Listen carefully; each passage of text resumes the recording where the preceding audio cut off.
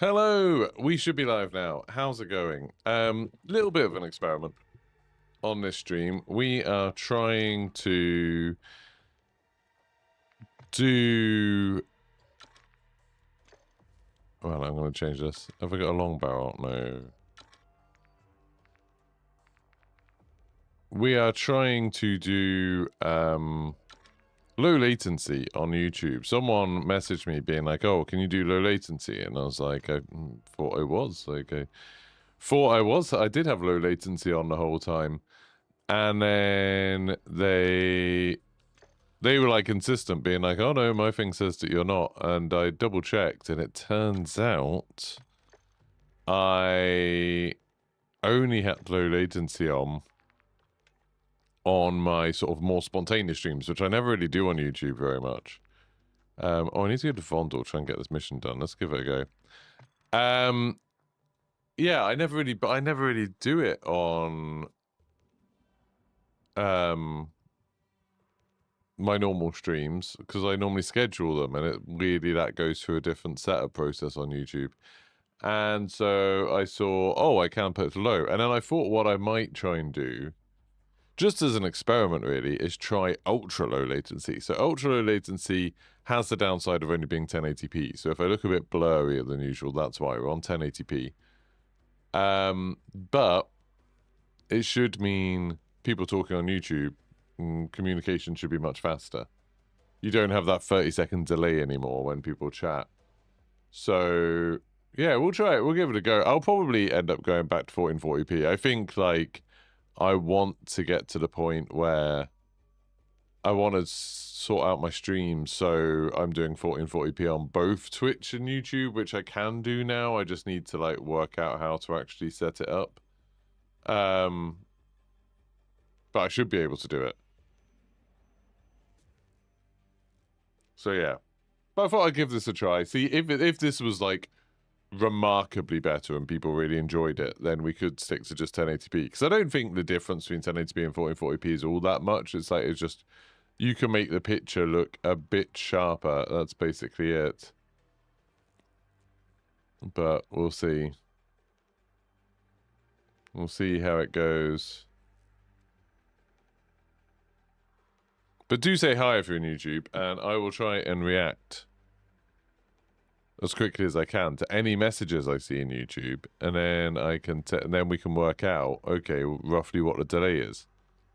Because it's like, basically the way it works is, whenever you type a message in YouTube, I see it straight away. As soon as you type it and YouTube, like, registers it, then I see it straight away.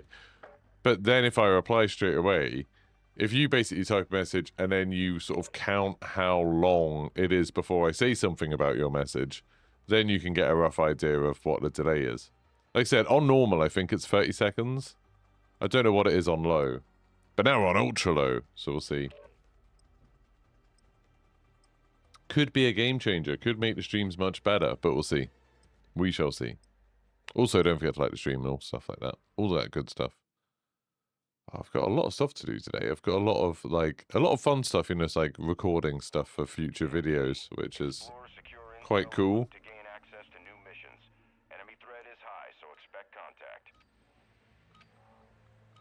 Oh, I can see through the castle. The castle is missing. That doesn't seem good. Why is the castle missing? There we go. There's the castle. I haven't played much Vondel for ages, because I don't actually like Vondel that much. It's not my favorite.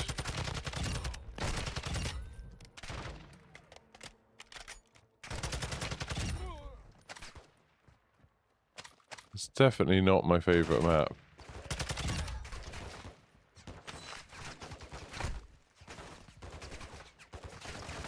Oh my god, can you see why? That's ridiculous. Okay, Vondel might not be one to do solo, maybe. This is ridiculous. Absolutely crazy. Alright, let's get away from there, shall we? So it's something to do with the type of NPCs. I need to find.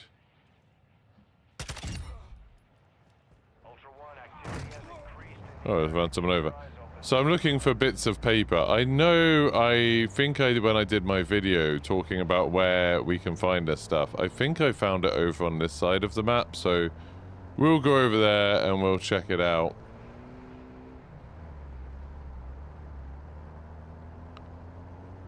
That is a UAV, so I want to drive on this side.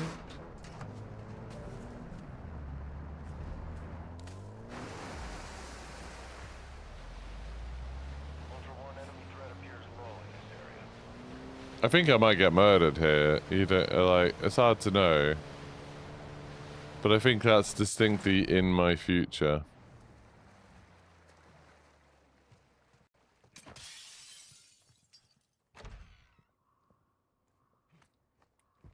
We'll see. Good morning, Wooders.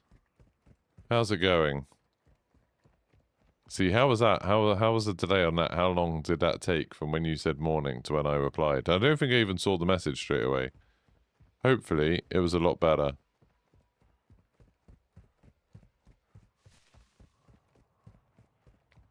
Right, I think I got my documents from here before. So I'm literally going to search every bag I can find.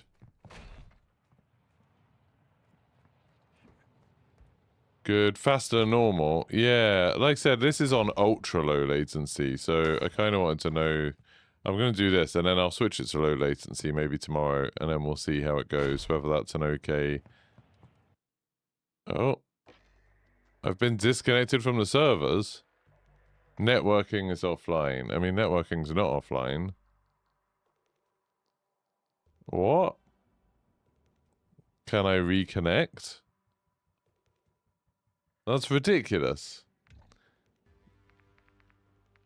Yeah, so I'm hoping, like, it'll be easier to chat and stuff today with YouTube. Maybe YouTube won't be quite as far behind Twitch as it normally is. We shall see. What is going on with DMZ? Maybe I should, like, restart DMZ. Never know how to do this on PlayStation. You go to that, and then you go to Close Game. Because, of course, you have a different menu if you press start on that icon rather than pressing it when it's on the icon at the bottom. Yeah, so, Wooders, this is the thing. So, basically, YouTube has 3 latency settings. It has normal, low, and ultra low. Anyone can do normal and low, but on normal, it's normally high quality, like, you know, it's super sharp. And then low is... You can still do 1440p, but it'll just reduce the bitrate, I guess. So it's just a bit blurrier, but it's still 1440p. Or 4K. Ultra low, which I've put it on now, you're limited to 1080p. Now, I don't know how much that matters just because... It's... Like, I'm playing at 4K right now. And so when something's being scaled from 4K to 1080p, it tends to look a bit better than 1440p does. So maybe it's okay. But I don't know. Kind of testing everything out at the moment. I don't know why DMZ is behaving like this. It's really annoying. I know there was an update. But it wouldn't have let me start playing the game, would it, if there was problems? Timed out waiting for achievements. I don't know. We'll let it go through this process and see what happens. But yeah, so 1080p is the only thing that's going to be available on this stream. No 1440p because you can't do ultra low latency of 1440p at the moment. I guess like the idea is that YouTube has options on how they encode streams to send it to you lot. And when you want ultra latency, they just pick the one that is the fastest. What is going on? Why is DMZ not loading? Probably watching on mobile, it's fine. You're watching on PC and can notice the difference. Yeah, it definitely, like, 1080p, yeah. Like I said, the weird thing is, because I'm doing it from a base of 4K at the moment, 1440p might not be perfect either, really. Like, 1440p doesn't go neatly into... Why can I not play DMZ right now? Like, 4K doesn't go neatly into 1440p, annoyingly. Yeah, no, it's fine. Well, does it look noticeably worse as in it would put you off watching? Because this is the sort of thing I don't know, because I don't really watch that many streams, and when I do watch streams, I often watch on Twitch, where it's nearly always just in 1080p. So it doesn't really bother me. Why is it doing this? Why is DMZ getting stuck? What has happened? Has anyone come across this before?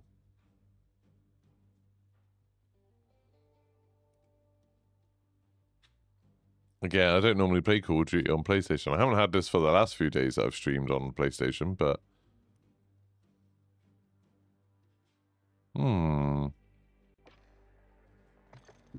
Right, let's try restarting the game again. So let's close game. Maybe do check for update. That is the latest version. Try it again. Oh, I thought I charged up my controller. Apparently I haven't, so I might as well do that while we're waiting. In the Vondel game, it was hard to watch because it's a very foggy map. Hard to watch? Really?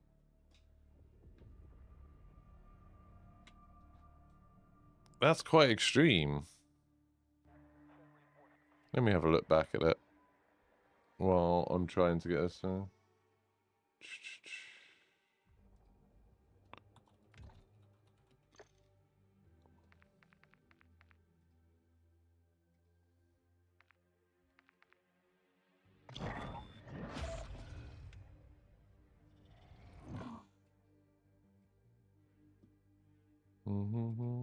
So it's a 1080p.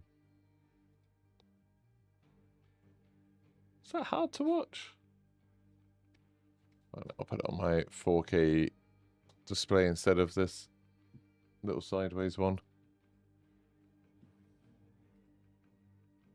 It's definitely like noticeably blurrier. It is noticeably lower quality.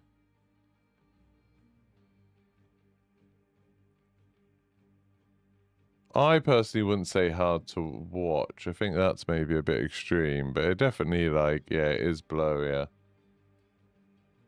You might be spoiled watching all these sharp 440p streams. No, it's fine. I mean, there's sadly, like, this is an experiment. This is kind of what I wanted to check, was what it would look like. So it is useful. I'm okay. I'm annoyed that right now DMZ doesn't seem to be working, and I don't know how to fix it. So that's not great. Oh no, it's back in. Oh, what am I saying? I just didn't have the screen up. Right, let's... Oh, thank you. Let's put a... I'll just take this gun now. Let's try Vondel, but with a team this time. Because I think that's going to be too hard without one. But yeah, I'm not too bad, thank you, Wooders. I'm like... I got to play some more War Dogs last night. That was a lot of fun. I still can't make video. Well, I can't... They've basically said they can't stop me making videos, but they'd rather I didn't. So, because I'm really enjoying that game, I kind of want to support them with what they're doing. So I'm going to hold off on that. Hunger, I can't release any videos until tomorrow, but I'm excited for that, so I'll probably make a Hunger video. So I've got like lots of these new games. Got another game that I'm playing at the moment that I can't do any videos about until next week. Until that one is the 6th, so... Friday, Saturday, Monday, I can release a video for that one. Yeah, I've got lots of games at the moment that I can play, which are like exciting, but I can't show you until their respective embargoes. But, you know, it's fun for me getting to play them. Kind of hoping I have a couple of good DMZ games so I can do that. I'm, like, recording this at 4K instead of 1080p. I'm doing lots of things differently today. So yeah, that last little clip was 5 gigabytes, which is a lot.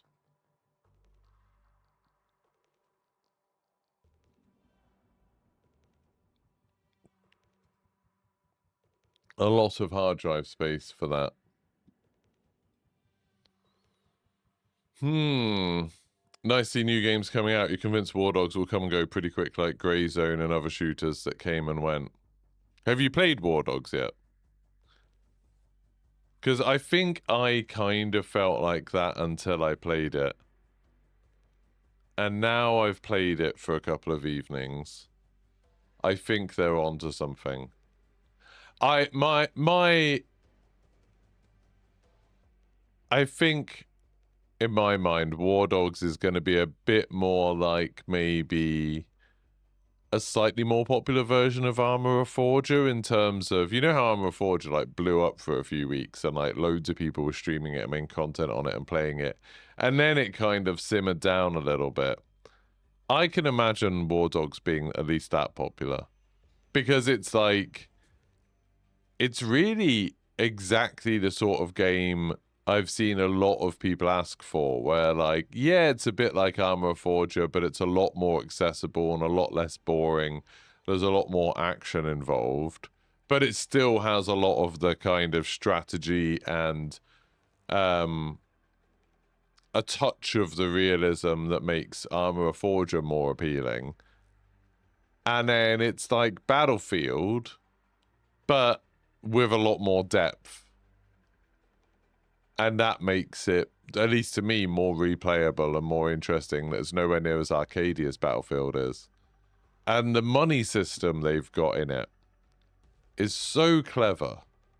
And like I said, when I heard about it, when they were explaining it in their videos, I don't know whether it's that I didn't trust them or I didn't believe them. I don't know what it was.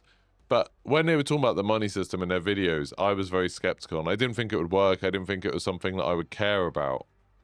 But actually, it's like really, really compelling. And it's something that I've not seen any other games do. And because it's sort of, you know, not really, but it sort of has a touch of extraction shooter about it. And obviously people have been enjoying them a lot lately. It's kind of like, maybe this will be good. Like, maybe this will work out well.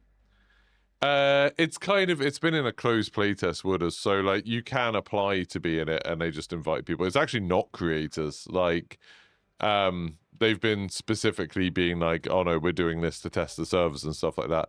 So it took me quite a long while to get invited, but they've not been doing, like, we haven't been able to record anything or stream anything or anything like that.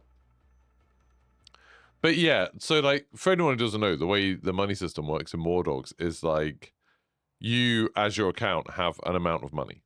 That's it. You don't have, like, items as such, although that might come in a full game. But right now, the way it plays is you just have a wallet with an amount of money in it. And when you load into a match of War Dogs, you go to, like, different stations and get a like, gear. So, like, you know how in,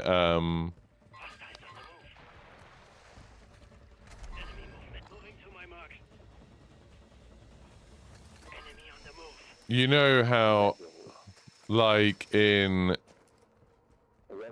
Armour of Forger, you go and, like, pick up all your stuff. It's very, very similar to that. Very similar. Ultra One, that's a denied area. Enemy presence will be high.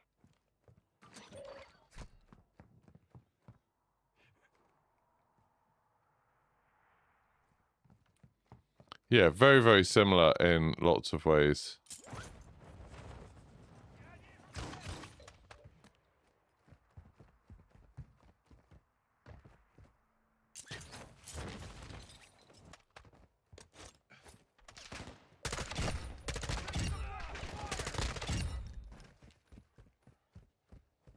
I love how I just threw that knife straight past someone. Ammo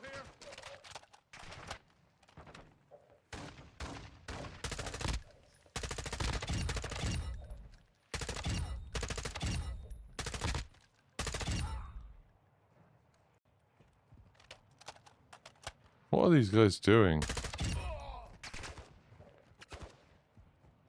I'm just looking for these documents.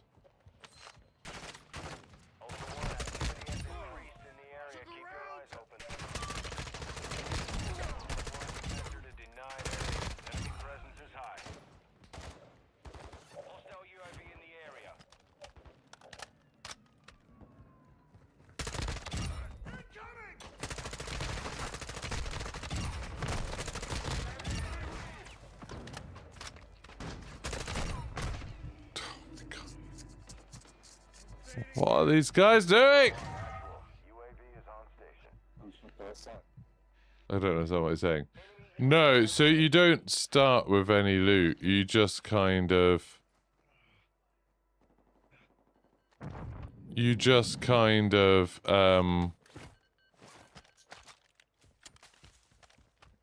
you kind of go to these stations and you pick like, okay, this is the helmet that I want, this is the bag that I want, stuff like that.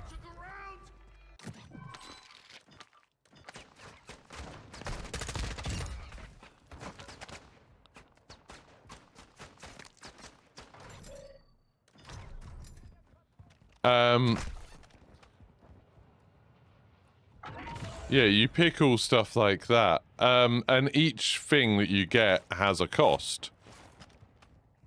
So, if you want, like, on that particular life...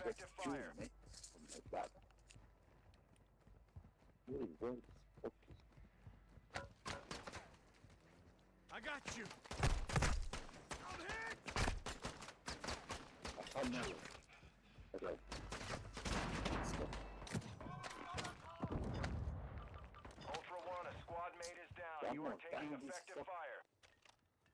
Okay, he just ran into those bots.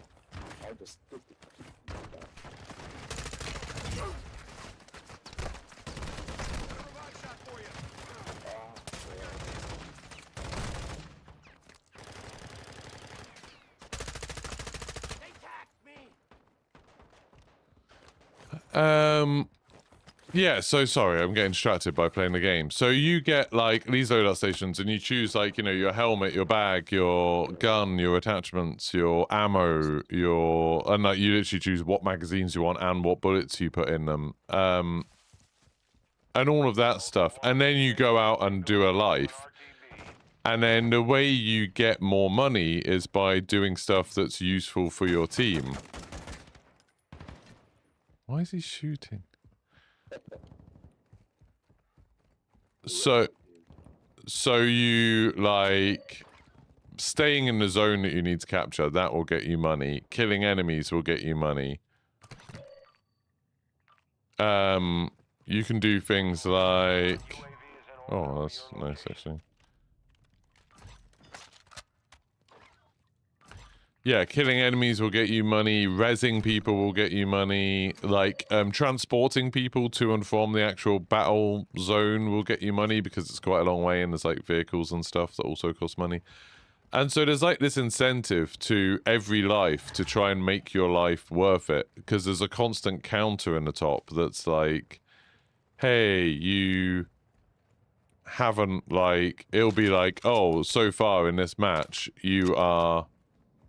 like 4,000 down so far in this, like, in this life, and then as you go up it sort of gets positive and stuff, and it's like it works really, really well to just make you think like, okay, how am I doing? And then at the end of the game it tells you how much profit you made, like whether you made a profit or whether you lost money.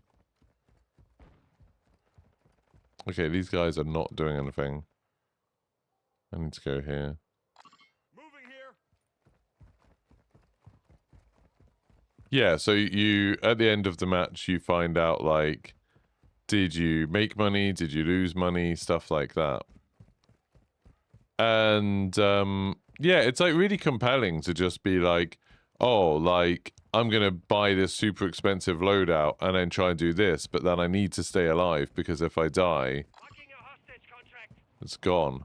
Ultra One, you've got Why are they hostile doing a hostage reinforcements content? incoming. Ultra One, enemy threat is moderate near your location. I might as well have just played solo. This is ridiculous.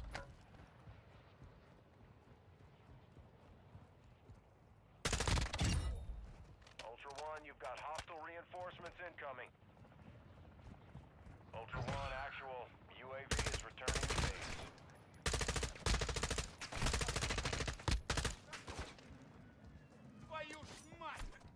God damn it.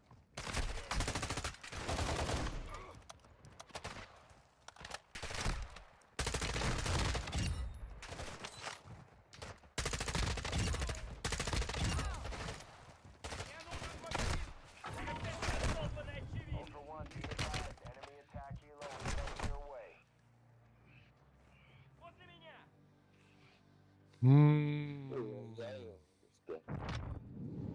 Are you relying on other people then? Kind of. I mean, you can do a lot by yourself, but generally you're relying on other people to, like, transport you to the zone, or set up a spawn, or...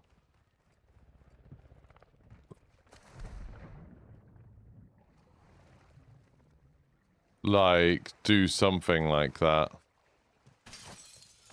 These teammates, like, they're not useful to me. And,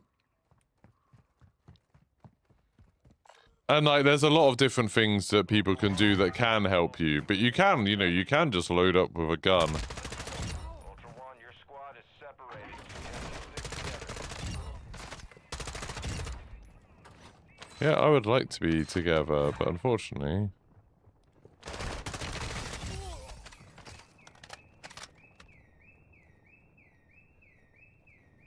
Ultra One, activity is increasing near your location. Stay alert. Moving here.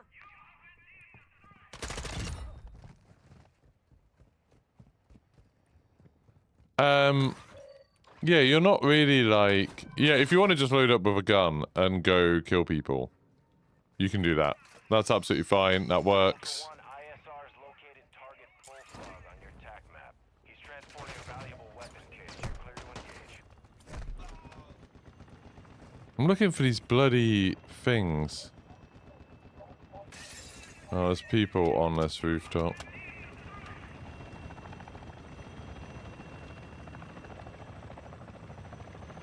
Don't really want to mess with them. Ultra One, you've got Morning, Dark Shark. How's it going? Man, I did this thing so I could be like, oh yeah, let's see how I can interact with people in real time. And Wood is you're the only person talking on bloody YouTube. Everyone else is silent. There's annoyingly, there's some people near where I need to go by the looks of it.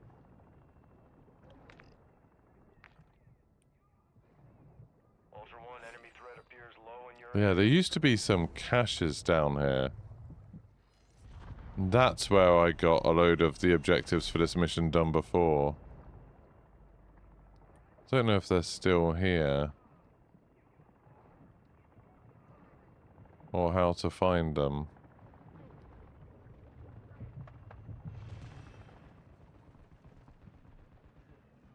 Ultra One, be advised, UAV is RTB at this time.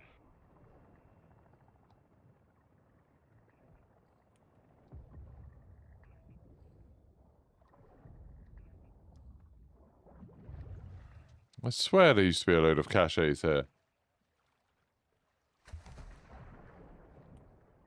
Ultra One, actual. UAV is on station.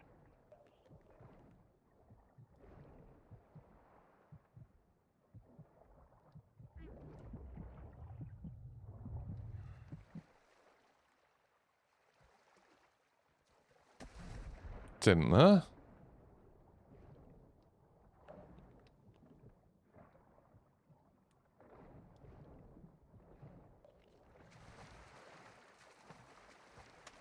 I don't know where they are.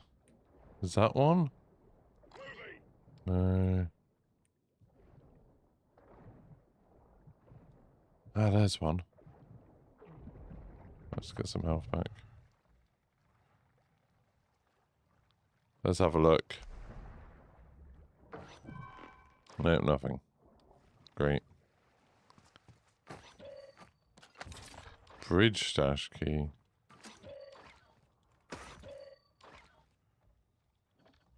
Where's the bridge stash? I don't actually need these.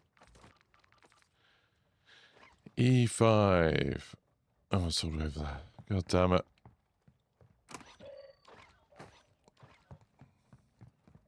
Right, I guess I'll just have a look around. I think there are other stashes. Hi, Maz. How's it going?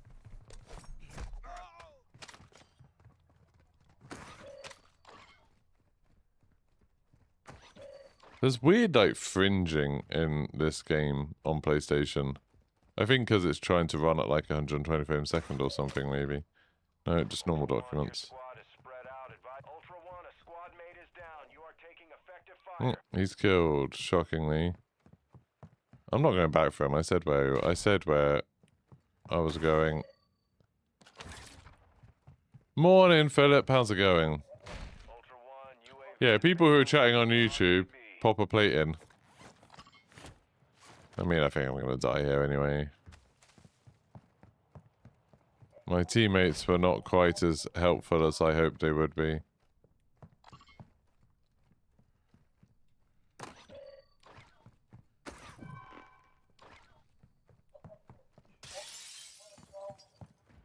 God, that guy, and like, making noise over the mic. In fact, your take, if Activision wants to get some hype going, he's asking us for DMZ, make so Juggernaut drops a minigun when you take him out, like in Warzone. Do you think that would get hype going in DMZ? Would people be excited to use a minigun in a Call of Duty game? Isn't that like, that's just kind of a fairly normal thing, isn't it? I don't think they'll make any changes to this DMZ. I don't think we'll get anything like that. Personally. Could be wrong. But I'm not expecting anything. Oh, that other guy's gone.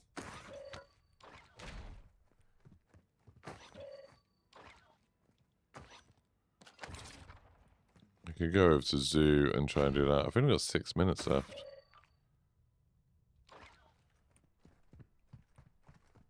People would flood in to try it. To try a minigun in Call of Duty. I don't think they would. Even as someone that is playing DMZ right now, if they were like, oh, right now, if you kill a Juggernaut, you get a minigun. I don't think I'd even bother trying it. I don't think I'd load it. I don't think I'd, like, bother going find a thing.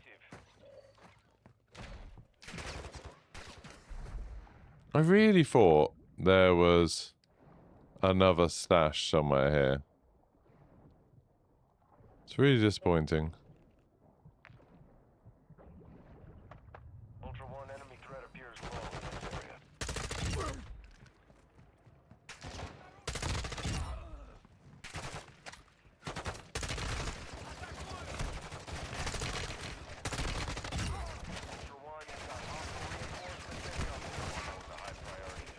Oh, it's a VIP. I was like, why did he have so much more health?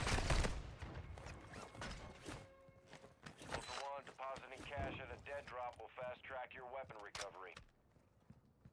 Isn't the briefcase in here somewhere?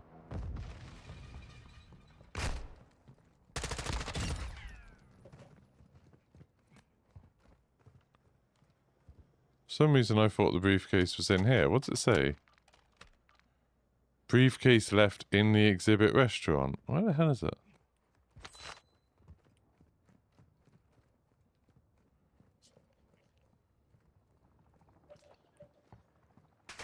This is the restaurant. Where the hell is the briefcase?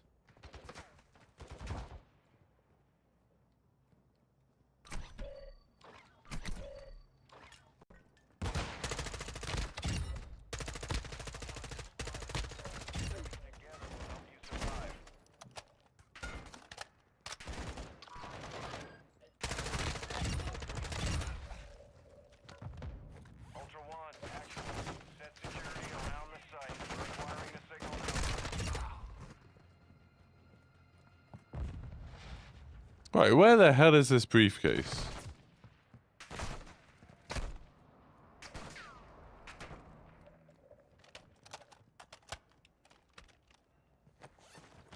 Ultra One actual. High winds are increasing in the AO. I've like... An extract point before radiation spreads.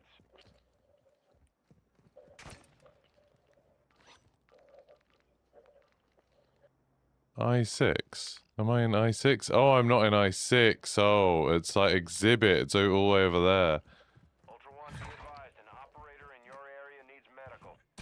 Okay, well, it looks like... Oh, I'm gonna die. Oh, dear. Oh, no. Oh, no.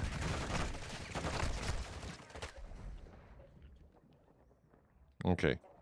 Looks like I'm getting out.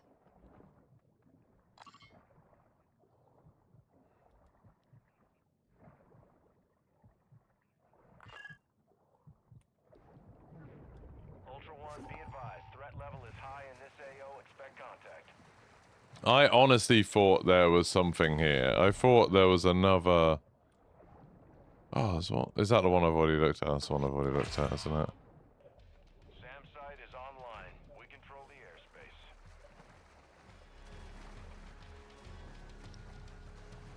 Ultra One, extraction is inbound at this time.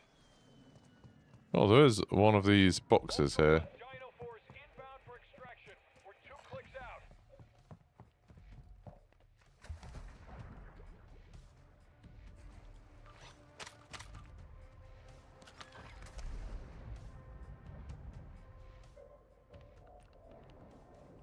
Some other people were, like, literally right here.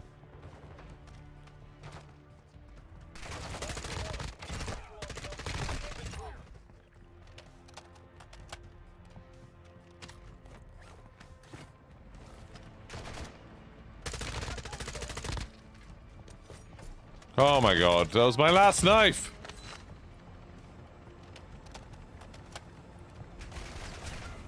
Dino Force at the extract point. Be advised, we can't stay here long.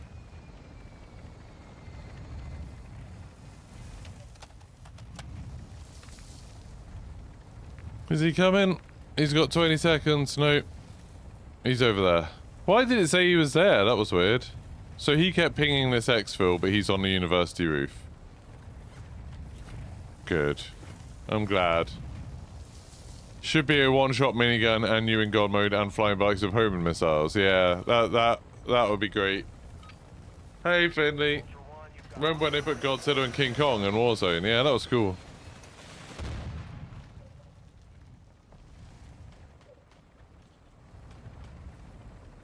Ultra One, actual. We've got a lock on an enemy supply drop. Missile out. Actual to Ultra One. Positive. That was obviously players that attacked me, but I don't know where they were. Attack map. Minigun squad works as fun. Yeah. Pew pew pew. Yep. Just some pew pew pew. How the hell am I meant to get these things for my mission? I don't understand how to do this mission. AQ as a contract. I've gone to all the places that I went to before when I did it, and I'm not getting them.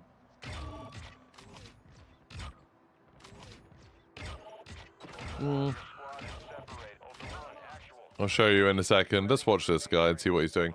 It is something about... It's the one where you have to get Connie battle notes, but then you need like cargo ship plans or something.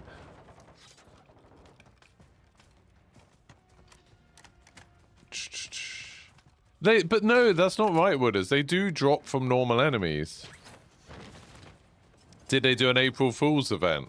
I don't know. That one where any explosive launches you was so good. And they did it like over and over again. This person's going to die, aren't they? They don't have a self-res or anything.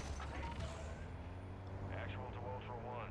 ISR confirms the warlord Al-Nar. Pyro is near your location. Yeah, I don't think they did an April Fool's thing this year. Take it if you want it.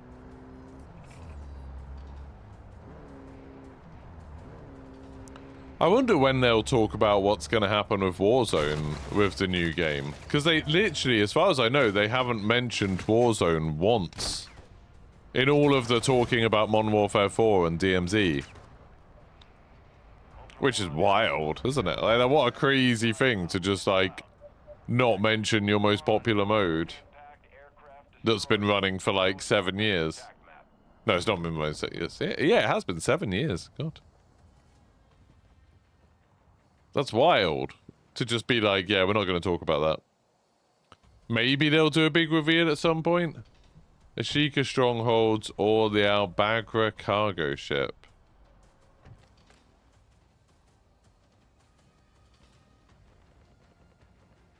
Last time when I was doing this mission, Strauss, I was told to come to Vondel. And so I came to Vondel. And now I come to Vondel and people are like, oh yeah, don't come to Vondel. Go to the other 2 maps.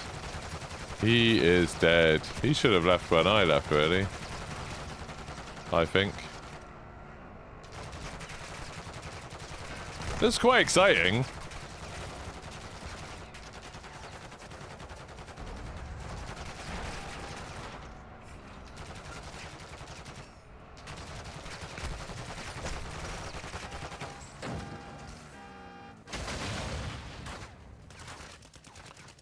You kind of miss Modern Warfare 3 Warzone. Was similar enough for DMZ for warm-ups. I can't... What was the Modern Warfare 3 era? Oh, it was Urzikstan, wasn't it? I really didn't like the map. I didn't like Urzikstan. I played quite a bit of Warzone during that year, but I much preferred like this era of Warzone, Warzone 2 era, the Modern Warfare 2 era. You know, when they slowed things down, they had the 2v2 gulag, they had the no one-shot snipers, all of that stuff. Why was I following this guy at the beginning? Vondel's such an underrated map for me. Yeah, it's not my favorite. I would say I prefer Al Mazrah and Ashika, but Vondel's still fun. But one thing I really liked about Vondel was how different it is. Like, it's a super different map. Was Ashika ever a Warzone map? Oh yeah, it was, because I did all of the Easter eggs on it. Yeah. For some reason, I can barely remember playing actual Warzone on Ashika. Yeah, Resurgence. Why don't they ever bring Ashika back? Bring back all the other bloody maps. Oh no, they just bring back Rebirth and, they bring back Rebirth and, Fortune's Keep over and over. Fortune's Keep is probably my favourite Warzone map. Yeah, the bots are a lot, aren't they? I hadn't really tried doing Vondel solo, but solo, the bots are a lot.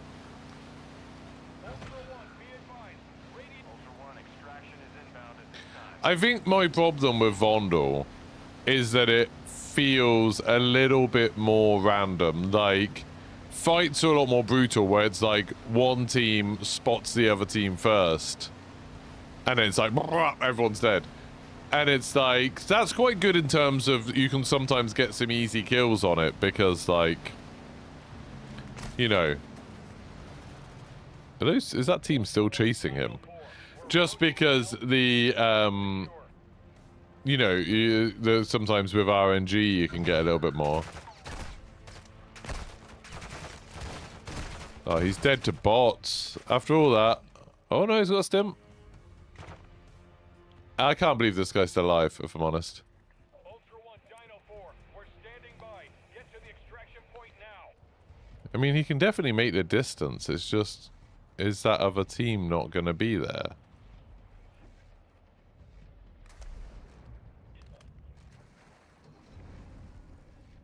This seems to be, oh, there we go. There's the other team.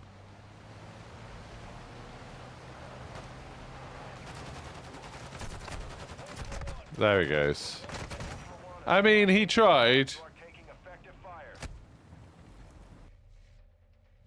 There we go. Just get rid of the fog. Haven's Hollow. Yeah, Haven's Hollow was fun. I liked Haven's Hollow. Well, I got out. Yeah, it's this mission where I have to find 2 cargo ship instructions. And I've got 1. And I know they can just drop off enemies. But I haven't done it. So you think the ship on Albagra, on Al Mazrah, like at Albagra? I'll go do it.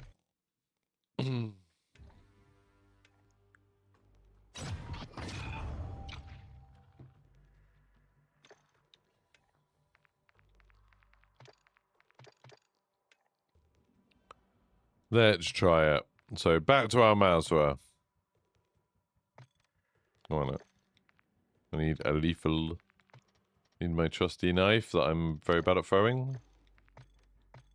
There we go. You've never had a game on Haven's Hollow. It's a good map. It's a very, like, flat map, which is kind of interesting. Like, there's not many sight lines that go a long way across the map, so it feels a bit like... And there's like a berm kind of in the middle of it, which makes it hard to see over. But then that berm has loads and loads of cover on it, so you can't see great from there either. And it kind of means that it's a lot more, like, close range than a lot of the other maps. You got all yours from Vondel. Loads drop off AI. Yeah. You'd given up on Warzone before it dropped. Yeah, I was like... Someone was talking about Warzone the other day, and I was umming and ahhing about going back and trying it again, because I haven't done, like, the new Fortune's Keep Easter eggs or anything. But... I don't know. I know what'll happen. Like, I'll load up Warzone and be like, oh, I'll give it a go, and then I'll get absolutely ruined by people who are really good at Warzone, and I just will not want to play anymore. ChatGPT says they aren't on a big map. What, you're using ChatGPT for this? Ugh. Don't care about that.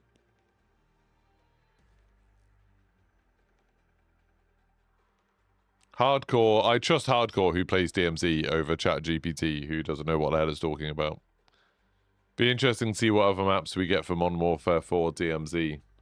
If they do other maps. Like, I would say when like this DMZ came out, the blueprint for extraction games was Tarkov. And Tarkov, you know, like having lots of maps was quite a big part of it. Nowadays, I wonder if they'll look at, like, what happened with DMZ. Maybe they'll look at... I suppose even Arc Raiders and Marathon do have lots of maps as well. It's only Grey Zone Warfare that only has one map. Actually, ignore me. I'm wrong. Maybe it will have lots of maps. I can just kind of imagine them just really focusing on one big map instead of having lots of little ones. I think it would be cool to have something like Bunker 21. You know, have, like, the big map and then have a little map. Like how in Warzone you've got big map and then you've got Resurgence. I think that could be quite cool. I really like Building 21. I think it's, I think they did a really good job with that. Good morning, Eminence. People who are watching on YouTube and who are chatting now, how much better is it now I've got it on ultra low latency? Is it much better that I can respond to you, like, quickly? You're not a million miles behind the chat.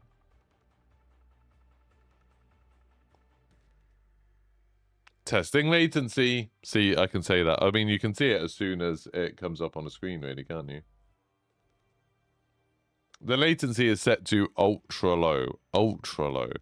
That's why it's set, the thing stuck to 1080p. Was that for Twitch or YouTube? YouTube. Twitch is always quite low latency. You can't really get much lower than what Twitch is. I think Discord is probably less, but I'm not going to stream on Discord.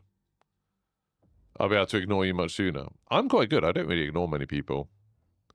Be better when trying to help with technical issues or directions.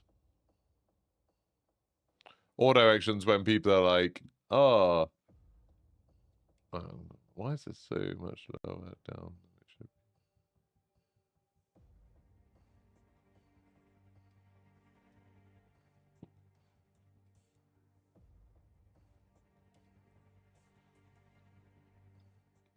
Directions are more entertaining, yeah. To the left, to the left. That's the worst one where people are like just to the left, and it's like, but I've been turning around for the last 30 seconds since you said that. It's the worst.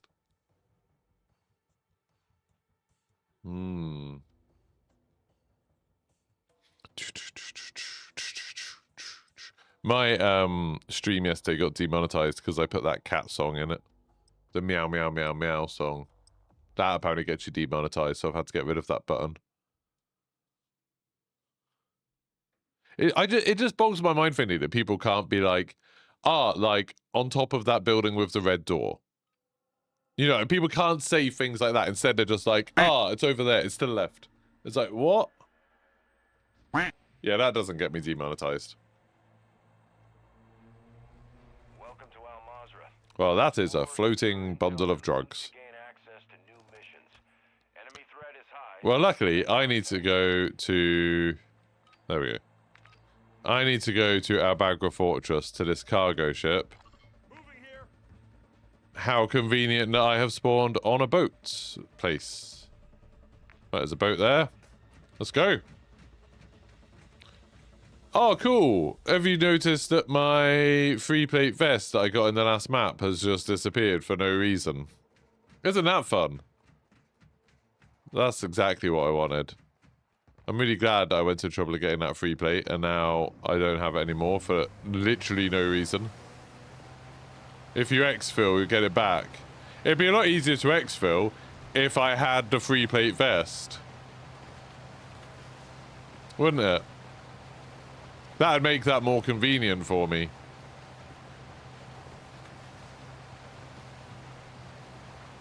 It's surprising the exfils spawn in immediately at the start of the game. So you're saying I could just exfil here and then get it back? Maybe I should do that then. Because no one would have spawned just here, will they? Being a solo, it's a little bit scary doing this. Right, let's try it. Because I can get back easy. Yeah, it's crazy that I can call in an exfil this early on in a match. I forget that, like, DMZ came out at a time where there wasn't a lot of extraction games. Just gonna... I feel like I've got some upgrade that needs me to get those.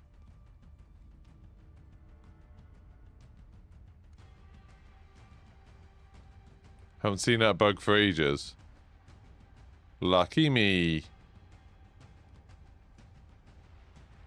This is Dino 4. We're approaching the LZ now. I don't know if people saw who were on the Discord yesterday, but I was playing a game that I can't talk about yesterday on console, on an Xbox. And you know, like a lot of games nowadays have console games. They'll have like a quality mode that's 30 frames a second. And then they have a performance mode that's 60 frames a second. Dino 4. All ultra secure. And a lot of them now have a balanced mode, which is 40 frames a second. And I never bothered with it, because I always thought, oh, 40, that's basically 30. It'll just feel like 30 and it'll be horrible. But I gave it a try, and it's actually really good. Like, it works really, really well. Like, it feels so much smoother than 30. It doesn't feel like 60. It doesn't feel like 60. But in the game I was playing, at least, the 40 frame second mode looks a lot better than the 60 frames a second mode. So it's like, oh, that's actually a pretty good trade-off. You know, apparently the 40 frame second thing only works if you have 120 frames per second TV. Because it's like, obviously, then they can just show each frame 3 times. That's how it works. But... because if you try and show 40 on a 60 frames per second TV, then you've got that awkward thing of you're showing a frame every, like, you know, you'd show one and then have to, like, wait 20 seconds. I don't know. It wouldn't work very well. Would I be ever willing to do a stream or at least a few matches on a Sheikah? It'd be cool to see me struggle in a more fast-paced map. Struggle? I used to find a Sheikah much more like... This is going to sound big-headed, and I don't know how to say it in any other way, so I'm going to say it. I used to find a Sheikah the easiest map, because the Sheikah's a map that you can just wipe the entire map on. Like, you can kill everybody on the map on a Sheikah. And I used to find a Sheikah one of the most boring maps, because generally what would happen is all the teams would fight at the very start of the map. And then you'd have like 15 minutes with nothing, like, you know, just wandering around because you'd killed everybody. Whereas, you know, on Al Mazrah, there's a chance you just didn't find one of the teams because they're so big. Because it's so big, there'd be like people on the other part of the map fighting. And Vondal's so squirrely, it made the fighting a lot more intense. I find a Sheikah quite a lot easier than the other maps. I did a mission on a Sheikah in one of these, the first streams of this series. And when I did that, it went really well. We got a load of missions done. It was quite easy. I did that one where you had to put the tracker, you had to go get the tracker from Town Hall and then take it onto the submarine. And I had to do something else on Ashika. What was the other thing I had to do? I had to go put the thing on the submarine in the waterways. And then I had to do something else on Ashika, and I can't remember what the other mission I had to do was. Oh, wait, I can look, can't I? Mission objectives. Missions. No. Yeah, so I planned a tracker on the submarine. That was fine. And then I thought I had to do something else, but maybe I didn't.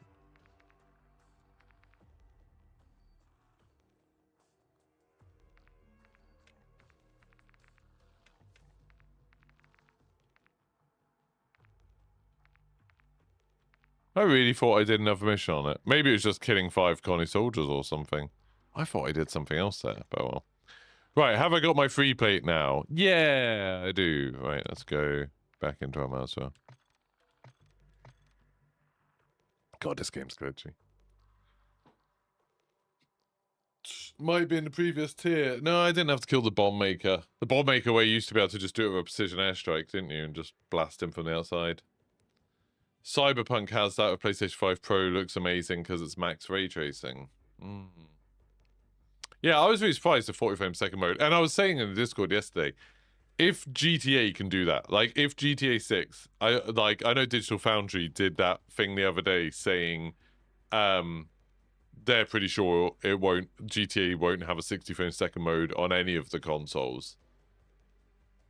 But if they could do a 40 frames per second mode, I'd be well up for, even if it was lower resolution. If it was like, oh, okay, you can't have 4K, but we can do 40 frames second at like, you know, 2K or even 1080p, I'd rather play like that. Before you got the Pro, you always set it to balance when it's an option. Yeah, the only problem is I can't do it when I'm streaming or recording, because obviously I record at 60 frames per second, so it wouldn't work.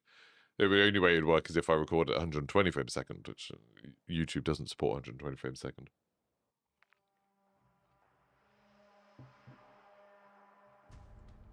Which is very annoying. YouTube's telling me my bitrate is too high. It's because I just changed it to 1080p, but didn't actually change the bitrate. Welcome to Al Mazrah. Securing intel will open I need a vehicle, I need a vehicle, I need a vehicle, I need a vehicle. resistance from local forces. I'm not too far away, but I need a vehicle. I need a boat, really. God damn it. See, I hate this one because there's people everywhere. There's danger and people absolutely everywhere.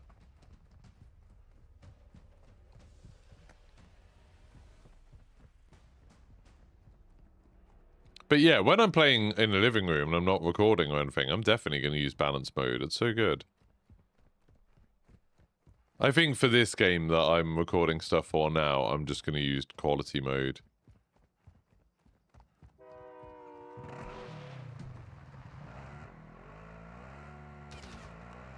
I was surprised. I did play a little bit at 30 frames per second, so I was thinking, oh, actually, how bad will GTA be? And it's like, it depends on the type of game, but I think I can cope.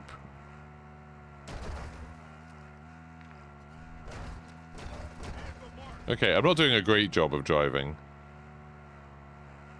Oh, this place is so dangerous.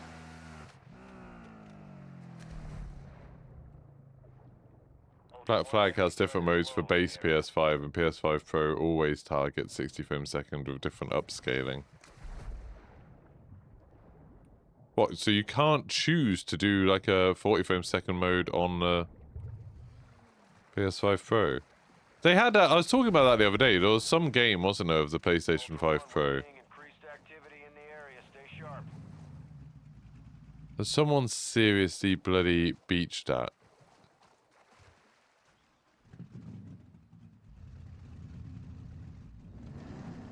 Yep.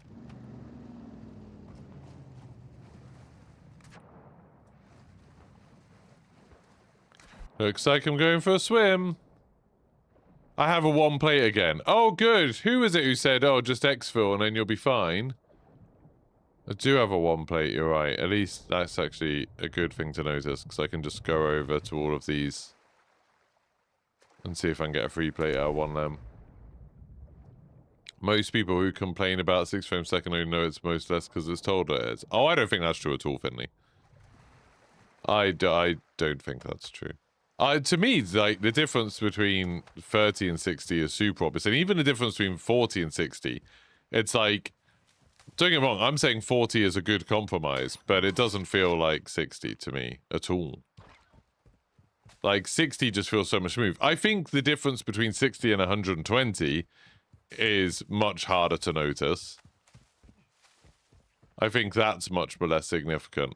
But I do think it's fairly easy to tell when something's 30 or 60.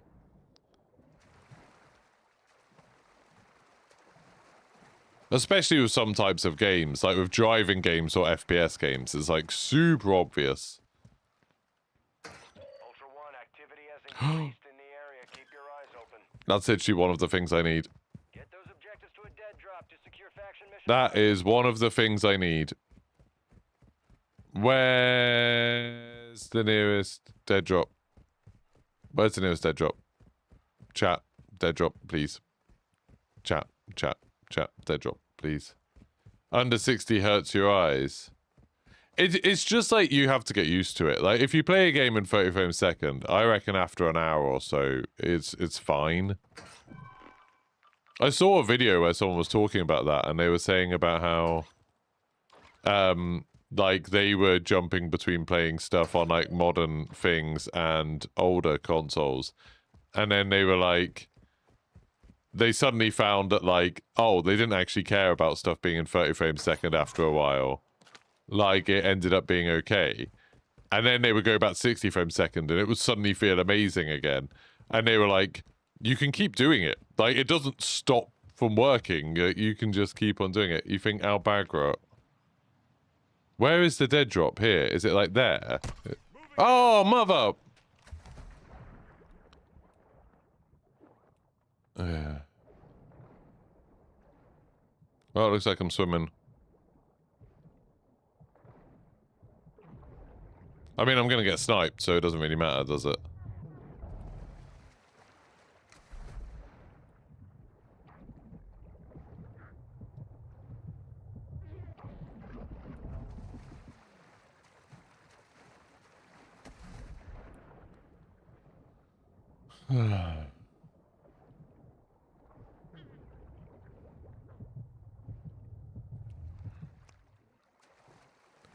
You playing Digital Foundry?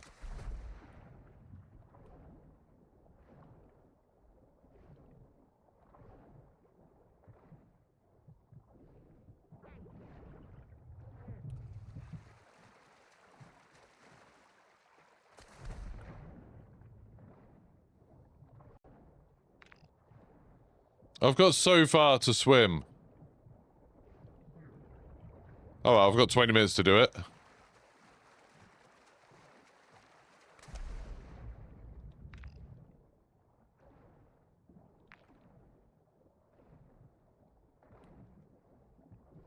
Ultra One, there's a heavily armored target with a weapons case nearby. We've marked their location on your TAC map. Engage at your own risk.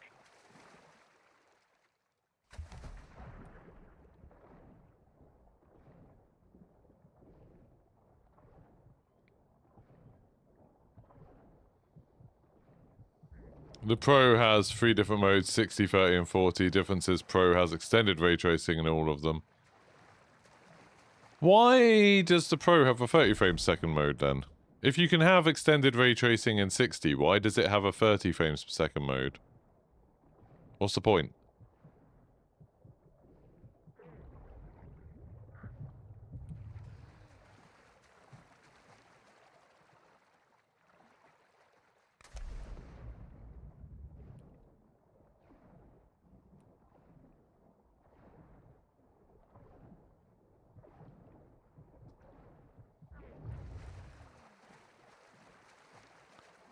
No spotter scope.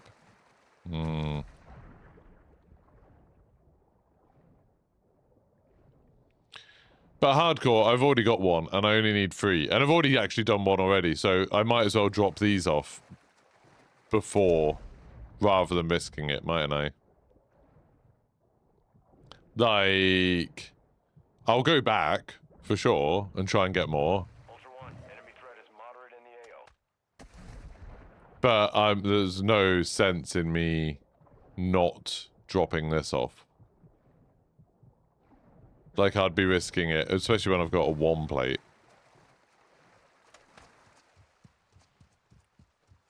Right, so where the hell is it? Is it behind? It's behind one of these buildings, isn't it?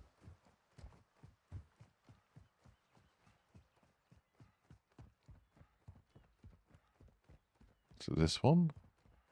Yeah. An enemy armored commander is approaching your location. Oh, I'm so happy to get that done. Mission progress. So happy to get that done. I mean, I know it's not, like, completely done, but it's more done than it was a second ago. Right, I need to try and find bloody... I need to try and find more instructions. I'm just looking around to see if I can find a 2-plate or something.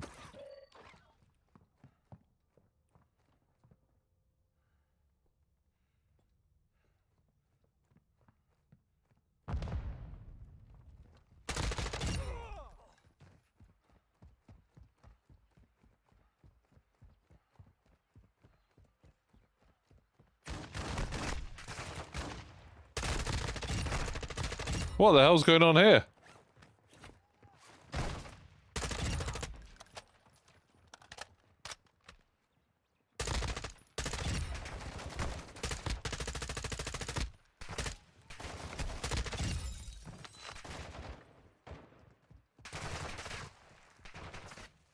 Why are there so many enemies? Ultra One, we're seeing increased activity Ah! in the area. Stay sharp.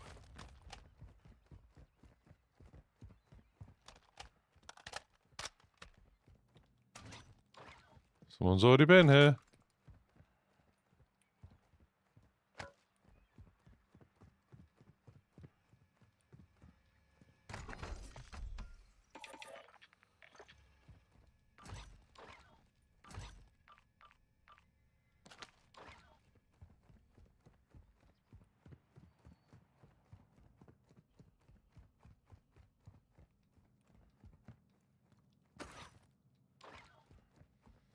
How do you find on a map where to drop things? You cannot. It doesn't tell you on the map, sadly. Oh, I thought that might be... Oh! A stronghold card. I actually need to dead drop one of those as well. Right, back I go, I guess. Past all of those bloody enemies. Yeah, it doesn't show you on the map. You just have to know. Sadly. And annoyingly for me, back when I used to play DMZ the most, the dead drops were actually in different places. And they have since changed a lot of them, which makes the game much harder for me, because some of the dead drops I used to use don't exist anymore. Right, I'm probably going to die on this ship, but we'll try it. You wait for the Digital Foundry video about that, yeah. Pro uses the new PSSR upscaling thing, maybe less details in performance. Yeah, I don't know.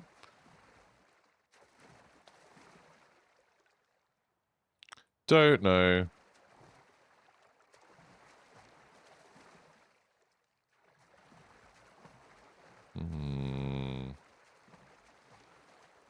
I just, like, with GTA, I just... Ultra One, If it's in 30 frames a second, like I said, I'm sure after I've played it for an hour or so, it'll be fine.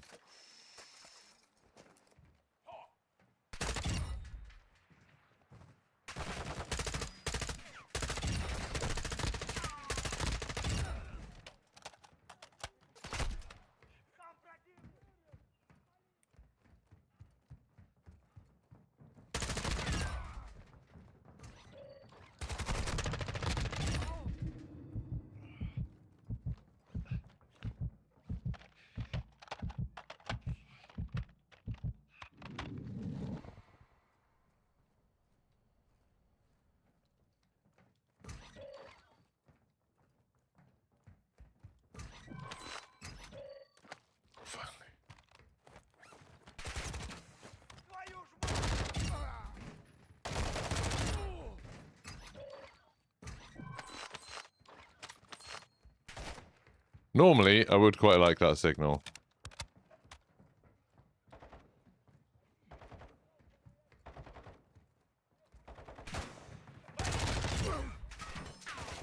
Cargo ship instructions. We got them.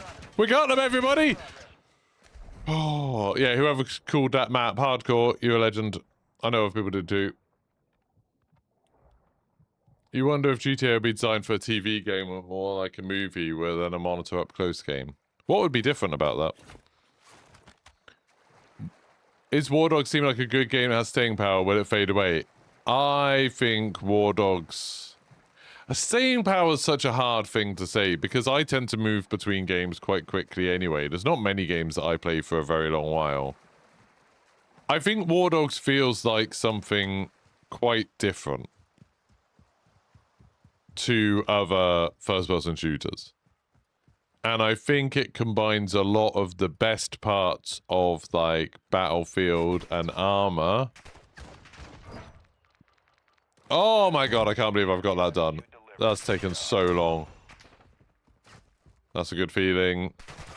No need to get out. Get the hell out of here.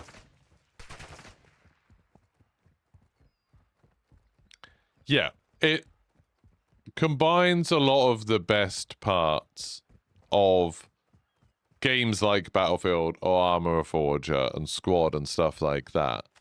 To the point, and like gamifies stuff in a way, like the money system is so clever, and it like has a touch of extraction shooter about it that I think people will like, but it doesn't have the frustration of a extraction shooter. I think they've done something really cool with it. I think it's genuinely very, very clever and very impressive what they've done. But yeah, whether it has staying power or not, like, it's so hard to say. It's so hard to judge anything like that. It's the first game in a while that I've tested like that, especially the first-person shooter in a while, where I've done tests of it and I'm like, I want to play more of it. Not for content, like, you know, at the moment I can't record anything on playtest. Not for content, not for, like, even overall progression, but just because I want to play more of it, because it's fun. The other thing is, in the playtest right now, quite a lot of people are talking, and it's quite social, and people, like, chat and joke around with each other. And I do worry that, like, if it... I don't know if it's planned to come out on console and stuff, but if it comes out and gets really popular really quickly, often games lose that. Like Grey Zone Warfare did massively. Once Grey Zone Warfare got a little bit more popular, suddenly so many people were playing it who were just like casually, like not really, like they didn't really care about it that much, and that meant that they didn't communicate and they didn't like take it seriously. And that meant the game got worse. It was like, it got worse because it was more popular. It was weird. And I can imagine that happening with War Dogs. Like, if loads of people start playing it, people will start playing it more like it's Battlefield. And they'll just be, like, running in and dying and not really engaging with the game properly. And that's a worry. But right now, if it stays the way it is, and people are chatting and having fun with it, the money system makes you care about your life and care about helping the team and everything like that. Maybe it'll be good. I can definitely say it is 100%. It's fun. It looks fine. I wouldn't say it's like the best graphics or anything, but it's like, you know, it's fine. It's definitely good enough graphics.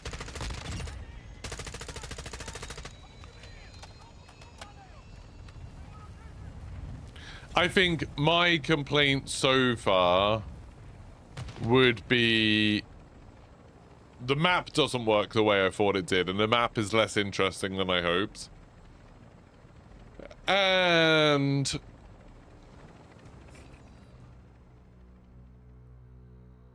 maybe the progression right now, I don't know if it's only in the testing, the progression's quite slow, and there's a massive difference between people who have progressed a lot and people who haven't progressed a lot, and I think that could be a problem. Those two things could be an issue. Like, you get a scoreboard in the game, and it's actually ranks the scoreboard by who's made the most money in a game. Actually, I'll talk this through from the beginning. I'm so happy I got that mission done. I'm so happy that that mission is done. Right, let's have a talking about War Dogs moment. I'm so glad I got it. So glad I got it. Battle plans done. I can't do that yet. I've got to do one of these two, or one of these three. You can't do that one, the Equipment Disguise, so I have to do one of these. I have to get an MRAP, or I have to kill 10 enemies in radiation with headshots from 35 meters away. Looks like that's the one I'm doing next.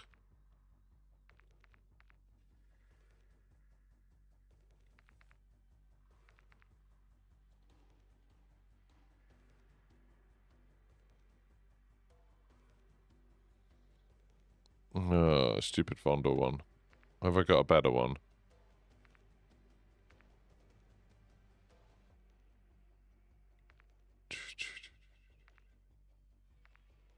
Just having a look, see if there's anything more interesting.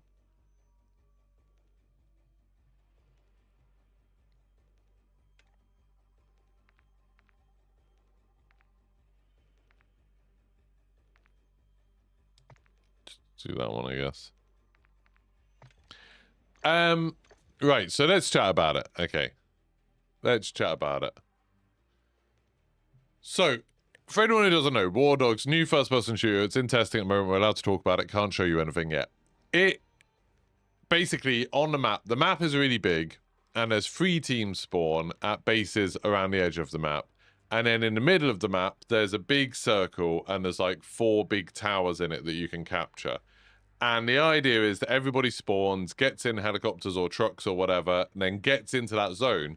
And the way you win is by whichever team has the most players in that zone gets a point every few seconds. And then the first team to get to 100 points wins. And you get more points if there's like a hot zone within the bigger zone. There's a hot zone that moves around quite quickly, actually. And if you stay in that, you count as double. So that's the way the game works. The big twist is that every time you load in, every time you spawn, you don't have anything. You don't have any gear at all. Like, nothing. And you have to go over to loadout people, and you can be like, oh, I'm going to buy, like, you can buy a gun, you can buy attachments, you can buy magazines and then bullets to put in those magazines. You can buy backpacks, you can buy a parachute. The parachute's single use if you buy one of those. You can buy like healing stuff. You can buy like building stuff, building materials, all this kind of stuff. You can buy loads of stuff, and it all costs money. And then, and say a normal loadout will probably cost about $3,000. At least at the point where I'm at, a normal loadout is like $3,000. And then, when you're in the game, anything you do that helps the team gets you money. So, killing enemies, driving friendlies to the zone, from the base to the zone, building stuff, reviving people, all of that stuff, just staying in the zone, staying in the hot zone gets you double. That gets you more money. I think everything you do in a hot zone that moves around gets you double money. So you could, if I've got a loadout that costs 3,000, I could just get to the zone and then sit in the zone for like 5 minutes or so, and I'll probably get enough money to pay off my loadout again. That's probably enough, just being in the zone, because then you're getting points for your team, you know, that's the goal. But if you kill someone, then you'll get like $1,400. So you've now got like a big chunk of the money back from your life. If you kill like 2 people, you're basically set. Or if you revive someone, that's like $900 or something. So if you revive a few people, that will get you back. And reviving takes quite a long while. It's not as quick as it is in something like Battlefield. So yeah, that's the idea. So the money incentivizes you to go help. And then as you're playing through, based on the stuff you're doing, you're also leveling up different paths. So you don't pick a class or anything, but like if you heal people, you'll get medic XP. If you're driving people, you'll get like driver XP. If you're building stuff, you'll get support XP. And then you can use, once you've got certain levels with the XP, you can spend quite a lot of money to unlock something. So you can spend like $7,000 to unlock a particular gun, or maybe it'll be $15,000 or $20,000, or you want to unlock a helicopter, that's $50,000. So it's like stuff that you would save up for. Now the problem, I think that idea is amazing. Like, it works so well. It means when you spawn, you're like, oh, okay, do I want to like risk just like not barely taking anything in, but then I'm going to be a bit crap, but at least then it's easier to make money? Or do you want to take in really good stuff, so then you're stronger, but then, still the chance that you'll just get like a lot of the worst thing that happens is you'll be in a helicopter, one of your teammates be flying you in a helicopter, and they crash the helicopter, or the helicopter gets shot down, and then you just lose everything that you took in immediately. That it's just gone. That sucks. But yeah, like you've got a choice, the risk reward of how much do you want to take in. And you really think about your gears, not like DMZ where you're always just like, oh, I'll just take in the best guns I have. It's like you think about like, okay, for what I want to do in this life, like right now, we need people to push into the middle zone. So I'm probably better off taking like a bit of light armor, SMG, and a bunch of healing stuff, just so I can last in that zone. But, there's no point spending loads of money on like a sniper rifle or something. So it's really interesting. It is like an interesting system. It works really well. It's really fun. And at the end of the match, it tells you how much profit you made or how much money you lost over that match. I've never lost, even on matches. I had one match where I died like 20 times and got like 1 kill. And in that, I still went positive because I'd just been constantly like pushing up. I'd got a lot of assists. I got lots of revives. I'd like been in the zone a lot. And then, I had another game where I went like 9 for 9. I got as many kills as I got deaths. And then I made a lot of money as well because, the kills have got me a lot. The problem is, at least from what I've seen in the playtests, it takes quite a long while to level anything up. And at first, you have really bad guns. You don't have any attachments. So like the first gun you have, you don't even have a sight. There's no way to put you can't put any attachments on it. And it takes quite a long while just to get sights for your guns, to get extended mags for your guns, to get like, any sort of attachments to make your guns better. You don't have good armor. You can only have the lightest armor at the beginning. And you can't get like, you won't have like sniper rifles, and you won't have like the good vehicles, like the vehicles that have like rockets or guns on them and stuff like that. And that means when you first start playing, the players that do have all of that stuff, it just feels like you're getting minced. Like, it's so hard to deal with snipers when you don't have any access to sniper rifles. It's really, really hard to deal with them. And so there's this kind of imbalance that the people who get ahead early absolutely dominate. Like, absolutely dominate. And then they obviously can get loads more money.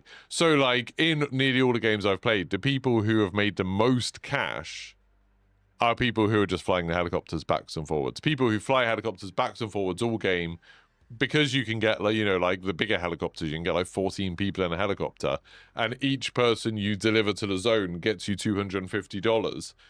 That means that, like, you take 14 people, you've got like, what's that, like $500 from one trip in a helicopter. And chances are you're not going to die because you can just drop them right on the edge of the zone where it's safest. And so they make tons of money and can unlock loads of stuff. But they're also not getting XP for like support and all that sort of stuff. So maybe it balances out. I don't know. But it does worry me. And I don't know if they've said if there's going to be wipes or anything. Because then when you leave the game, the next game you go into, you have all of that money and you have all of those unlocks unlocked. Like, that's a permanent account thing. So you could literally do one game where you're just doing helicopter trips for the whole match and build up loads of money. And then at the very start of the next match, where that might be someone else's first game, you can go in with like all of the best gear, like a massive sniper rifle, get on top of one of the towers and just like dominate the match. Yeah, I think that's probably the main thing I don't like about it at the moment. I'm guessing over time, you know, more people will, you know, everyone will slowly level up and get to the point where they've got stuff. But I think a lot of people will be put off from that. Like, one of the worst things in Call of Duty is when you try and get a friend to play who maybe hasn't played for a long while or they've never played before. And you get them into the game and they're like, oh, okay, what gun should I use? And it's like, oh, well, you won't actually have it unlocked yet.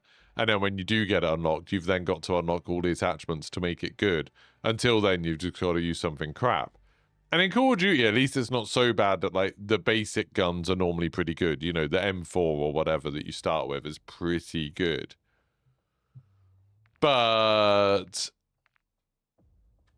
the... Oh, I need a sniper rifle. There we go. But the... In this... In War Dogs, the basic guns are bad. Like, really bad. And not having, like, a sight and stuff like that is really bad. Not having big backpacks, not having good armor, all of that kind of stuff.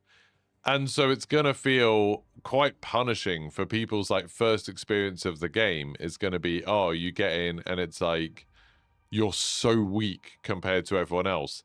And the grind is going to be long to get to the point where you're just on a par with everyone else. I think that could be an issue. I do wonder if they'll do wipes. If I was them, I would do wipes all the time. I would just do regular wipes. Do a wipe every, like, 2 months. Or every month. But I don't know if they will. But yeah, other than that, I think the money system is really good. I think it makes playing the game, it feels like there's a reason to play a game. You know, one of my problems in Battlefield is once a match ends, it's like, okay, you play the game because you're having fun. But then once the match ends, it's like, well, I don't really care about, like, you know, leveling up and unlocking cosmetics and stuff like that. Whereas in this, it's like, oh, okay, at the end of the match, you've made some money. Like, you've made some money. That will make your next match easier. So, like, the progression system, I think, is really cool. It's just, yeah, the unlocking system and all of that kind of stuff seems quite bad. It's similar to Armor in that respect. Sort of, yeah, except, you know, in Armor, when a new server starts up in Armor, you, like, have to rank up to unlock everything. And everyone has to. So at the beginning of an Armor match, no one has the best stuff because everyone starts at the lowest rank and then has to progress. And obviously the better players rank up quicker, but everyone starts off without anything. In this, you can start off with the best stuff. If you've done really well in previous games, you can then start off with the best stuff.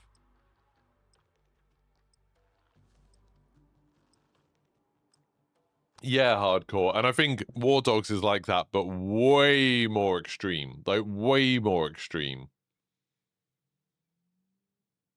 No? I just put that Vondel mission on because I don't have another mission to put on. I want to do this thing of shooting people in the gas. And that's easier on this. I don't want to do that on Vondel. Shooting someone from 35 meters away in Vondel is hard. Because you have to be on a rooftop, and then everyone knows where you are. In this, I can go to the gas, where not many people hang around the gas. I'm just going to go to the gas, and hopefully snipe people. Oh, it's a weird spawn. It's odd spawn. I don't know. People probably do spawn around here, but I don't know. Right. Oh, the gas is there. That's quite a good gas. Okay, this is quite good for me, I think.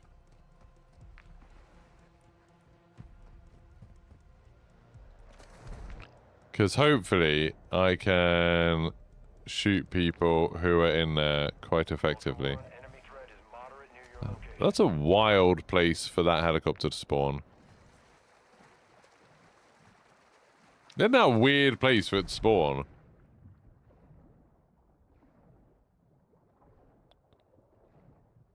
Alright, I just need to cut across the city, which is a bit scary. Sounds good to you, Armor 2 and 3. Yeah, I used to play a lot of Armor 2. It does, like, it's definitely not as, like... This sounds like I'm being really negative about it, but I promise you I'm not.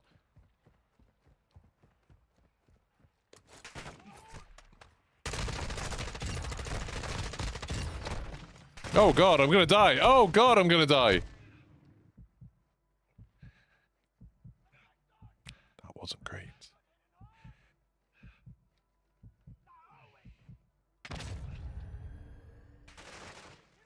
Don't, why is he shooting me now?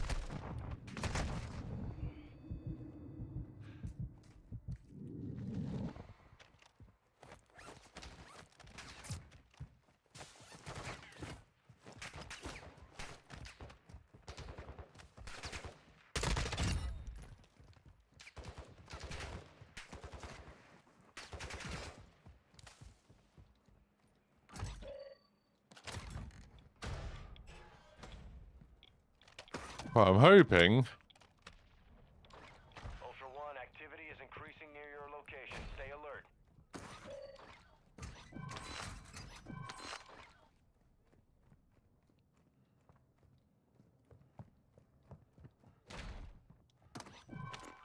Oh, yeah. Where the hell's the stairs up to the thing?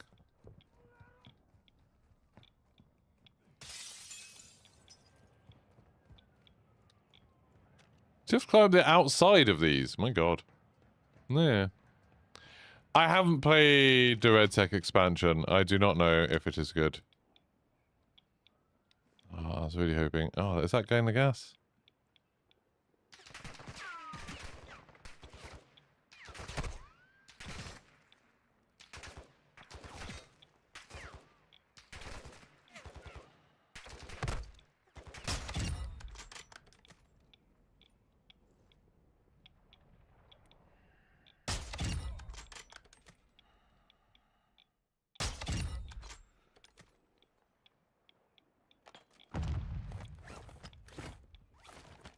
Right, I can't actually see into the gas. I thought I would be able to.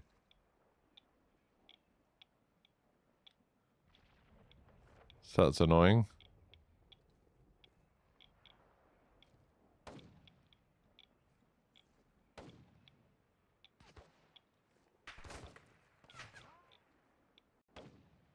Who's shooting me?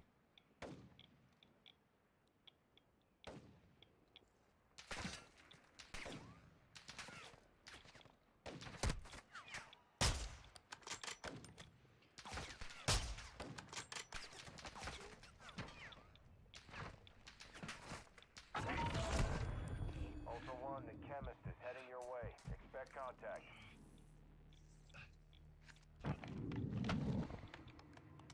Well, this isn't working as well as I'd hoped.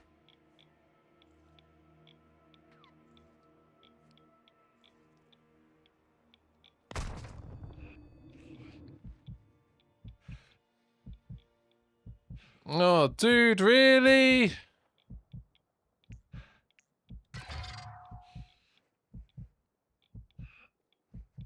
Bloody sniper. I'm just trying to do a quest. Just one of the first quests.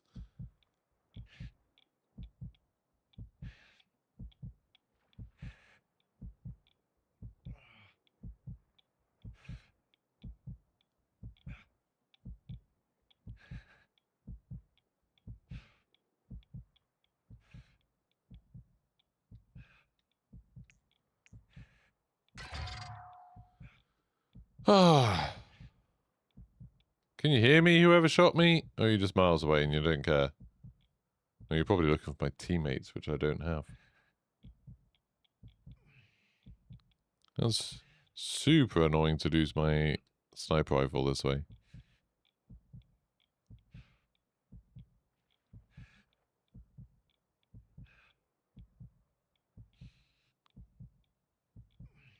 I didn't even think there was anyone else in the town. There we go.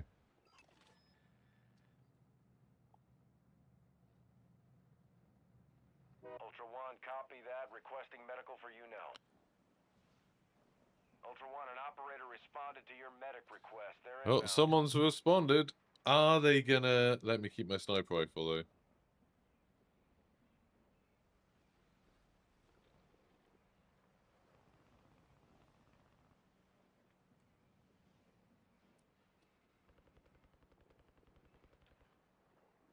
Can't see where they are.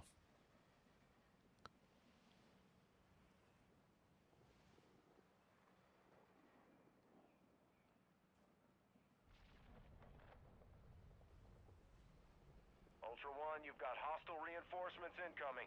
Hi, don't worry, I don't have teammates. I'm just solo. I'm just trying to get this stupid quest on where I have to snipe people in the gas. And please don't take my sniper rifle. Please, my sniper rifle. Hey, what a legend. You didn't take anything. Jesus Christ.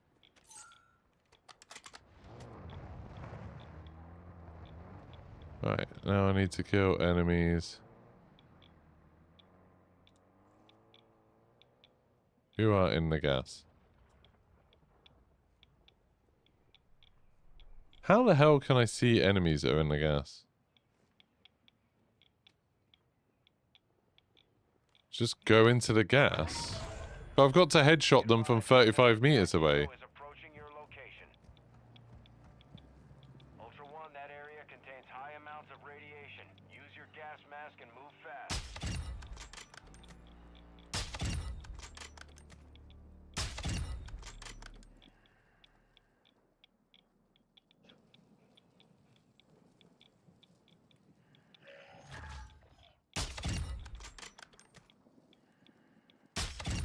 Oh, you're right. This is a lot easier.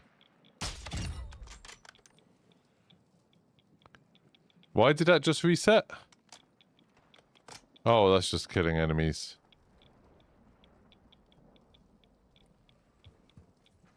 Oh crap. Why? Why? I'm just trying to do a stupid quest. I'm just trying to do the stupid quest. God damn it. All I want to do is get this quest done.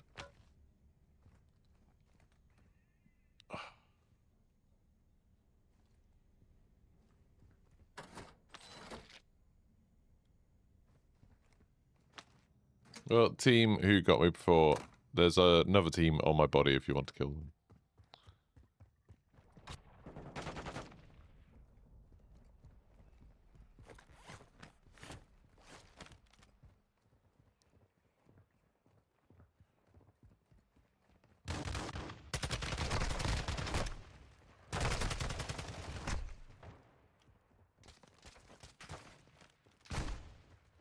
Ultra One, activity has increased in the area. Keep your eyes open.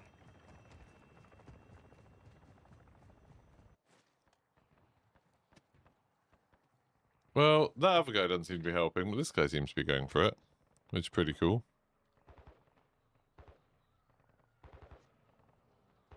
Problem is, those people are going to take my sniper rifle. How many did I get done? I got done at a few there. 6. Need 4 more.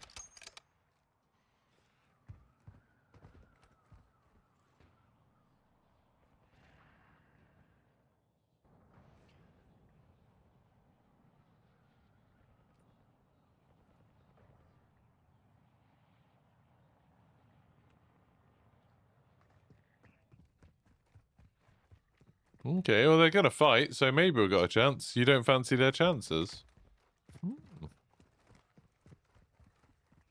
I kind of do. I think they might be alright. I mean, that other guy isn't going to help, is he? I don't know where Green's gone. He's, like, over there somewhere.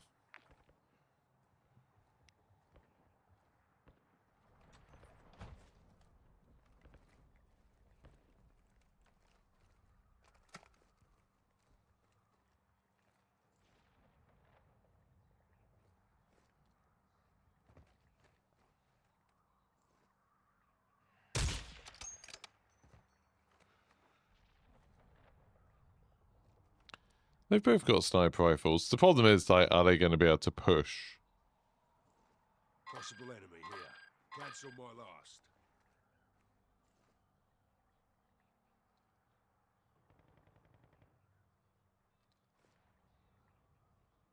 Like, the guy who killed me didn't seem very good. Like, if I hadn't have been waving a sniper rifle around and had 0 plates, I feel like maybe I could have taken him. I would have died because, like, you know, he had the rest of his team there. But...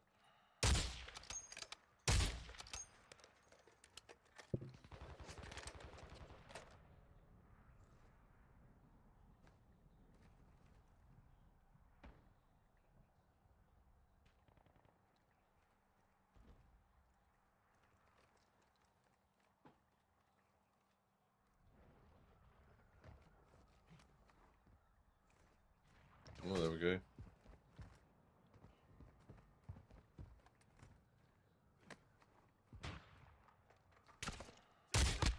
See, he's a good shot. But now it's the whole thing of that guy's just going to get rezzed because they don't know how many enemies there are. Or where they are. And if you can't push, like, quickly... Oh. Good shots. And, like, they'll have self-reses and everything. Don't worry, you'll make it. He is injecting him in the crotch. Thanks. Moving here. Like, green is doing nothing.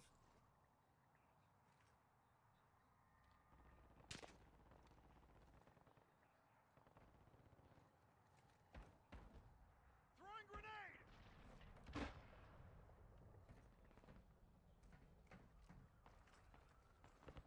Throwing grenade. I'm taking effective fire. They need...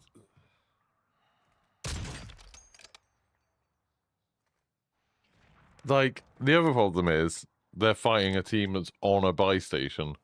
So, whereas they're going to run out of plates, the other team aren't. I'm hit. You're a hard bastard. You'll make it. Thanks. Moving here.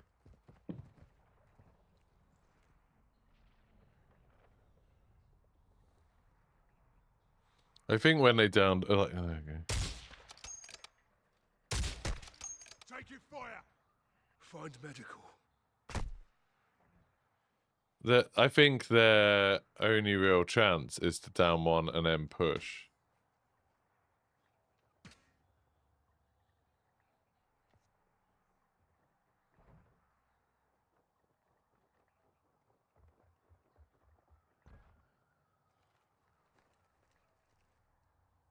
No, I won't, bro. If I die. I won't get annoyed, bro.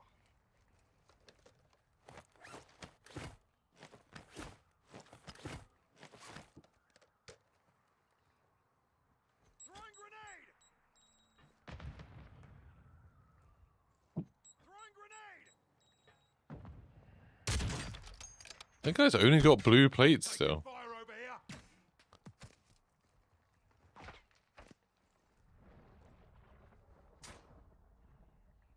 Yeah, we're getting shot from the ship also. Shit, that's not from the ship. Shit, that's from the rooftops. Yellow. Look at me. Look at me, yellow. Moving here.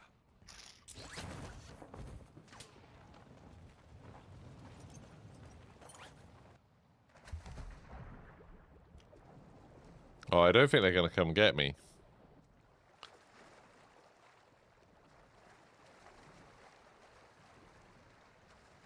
Where are they going? I can't quite tell what their plan is. I'm going to keep on watching, because it's kind of interesting, but we'll see. We shall see. I've got a question for you, chat, while we're waiting for this. What is everybody's game of the year so far? I would do a bit of writing for a website, and we were talking about this in the Slack. And trying to decide, okay, what's the game of the year so far? And I suddenly realized that actually, I don't think there's been a, like, incredible game so far this year. Weird little spot of casual racism there.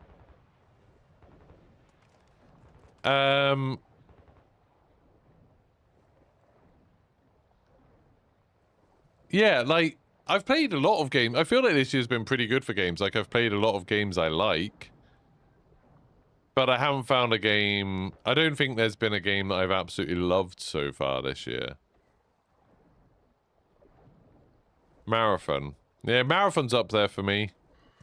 For me, I'd say Marathon, Pragmata, which I still need to finish, actually. First Light, 007 First Light. I need to finish Zero Parades for Dead Spies, but I feel like that could be up there. But all of them are like, I would say 8 or 9 out of 10 games. Like, I haven't had a game where I'm like, there hasn't been a game yet this year where I'm like, oh, that's like a 10 out of 10. That's amazing. Nothing Game of the Year worthy. Yeah, exactly. Like, I know Game of the Year is always relative, but there's nothing where I'm like, oh, that's gonna be up there for Game of the Year. Which worries me, that is GTA gonna be the only thing. Hi, Cobb, how's it going? Yeah, First Light was super good, Icebreaker. That's what when I was talking to the magazine people, that's what I said. Well, I think 007 First Light's like my game of the year so far. I still, you know, there's stuff wrong with it. It's not a perfect game, but it's really, really good. Pragmata was good. Mixtape. I didn't really like Mixtape. I think the protagonist... I did finish it, but the protagonist was just too annoying for me. You're so exhausted. From work yesterday. Watch Resident Evil win Game of the Year. No, I'm pretty sure it won't. We were talking about this, so like that did get nominated in our thing on the document. I think Resident Evil will be definitely seen as really, really good for people who have only played a couple of hours of it, because the opening of Resident Evil is so good. Like the first like, depending on how fast you play it, obviously, but the first like 3 or 4 hours of Resident Evil Requiem is so good. And then I personally think it takes a massive downward turn. And the second half of that game, I would say, is like a 6 out of 10. It drops off that hard. It goes from like a 9 out of 10 to a 6 out of 10 at like a very specific point in the game. And it's like, it's such a shame.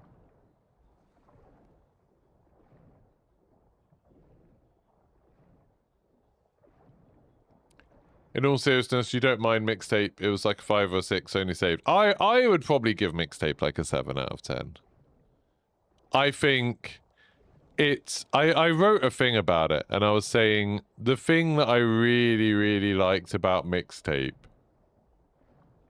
was that it was all about a feeling. And I think that's what art does best. And I think games often don't do it well. Like, Mixtape was about evoking a very specific feeling and time. And, you know, like, being a teenager in the sort of 90s, early 2000s, before there was, like, you know, smartphones and stuff, and the internet, was really, really, like, different. And I think it does a good job of evoking that. I don't think the music choices were very good. Like, a lot of the band choices were good, but I guess there were licensing problems, because a lot of the songs they picked just seems like weird songs for what they were trying to do. And then and yeah, the protagonist I just thought was awful. Like, the main character, I just hated her so much. And I get the impression the writer is that sort of person as well. And it's like, ugh.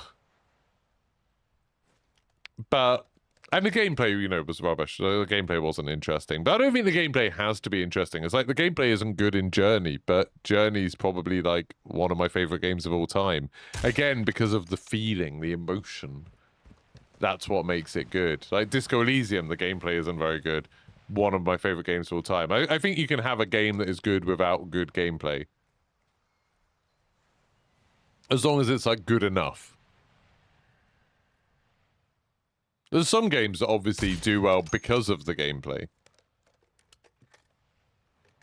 I wish more games tried to do what Mixtape did. Like, tried to evoke a feeling or an idea. Just games that were about something. I think that's, you know, that's always been my biggest problem with Call of Duty games. Is like, they're not about anything. They just are. This is rubbish. The only thing that lets first light down for you is the melee combat. I liked the melee combat. I thought it was good. I thought it was fun. I think I don't even know what lets first light down for me. I think first light gets a little bit too gamey towards the end. Like the last few missions, there's a lot of like, oh, you just have to run here and hit this switch. Now run here and hit this switch. And it's like much less grounded, and it's much more like, oh, this is a gameplay encounter, which I think is a bit of a shame. But I thought it was really good. Like I said, I would say First Light's like a 9 out of 10 for me. It's a really, really good game. But that's my only criticism, is that yeah, some of the sections towards the end were just a bit silly, and you know, like, oh, you're running around an industrial complex, you're running around a secret lab, and it's just like, oh, we've seen this before in a million games. It's not very interesting. Got a truck here. Yeah, I liked the melee combat. I really liked, in the melee combat, I really liked the sort of, the thing it had from, the Hitman games. Have I just been disconnected again? What is going on? Yeah, I really... Why does this keep happening? So weird. I really liked how you could, like, just pick up stuff in the environment and, like, throw it at people. And, like, like, a lot of the time, that was, like, one of the most effective ways to deal with people, was just yeeting stuff at their face. And it like, was so smooth, the animation. Like, you'd be in a proper fight and then just be like, grab something and chuck it at them. That was so cool. Yeah, I thought it was good. I really liked the melee, this combat system.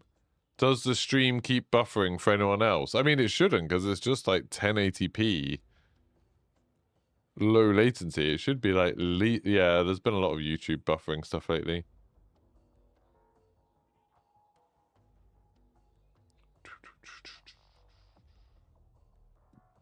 You're not that much younger than me, but the difference of a few years means you did grow up on the internet, but early days of the internet are not close to modern internet. Yeah, like, I didn't really have access to the internet until I was about 14. Like, when I was about 14, I was 14 in the year 2000, and then it was like, you know, the days of, like, LiveJournal and for lots of forums for things, but it was like social media as it is, like, didn't really exist. You'd have like AOL Instant Messenger and MSN Messenger. Those were things, but it wasn't much more. I don't have thermals unlocked yet, I don't think, Hades.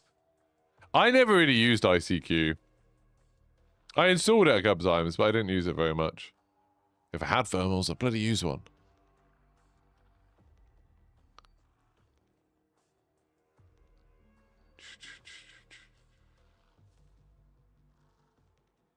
You don't even think GTA 6 will be game of the age simply due to decisions have already confirmed, like no crossplay, no online at launch, and paywall locked weapons.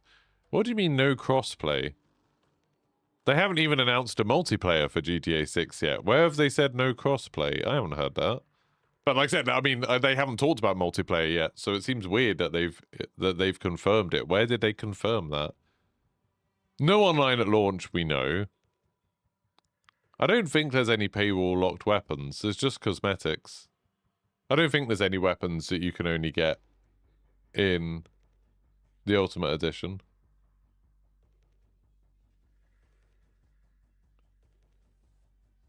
There is a hideout, garage, and cars behind paywall in GTA 2. Is there? I don't know. GTA 6, what do you get in Ultimate Edition?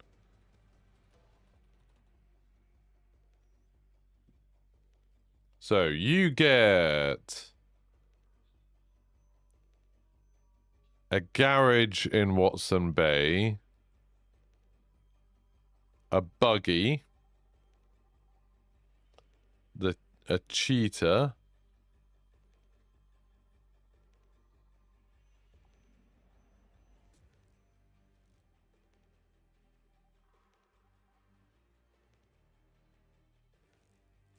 vehicle mod shops, classic car collection, a boat, a revolver, weather variants,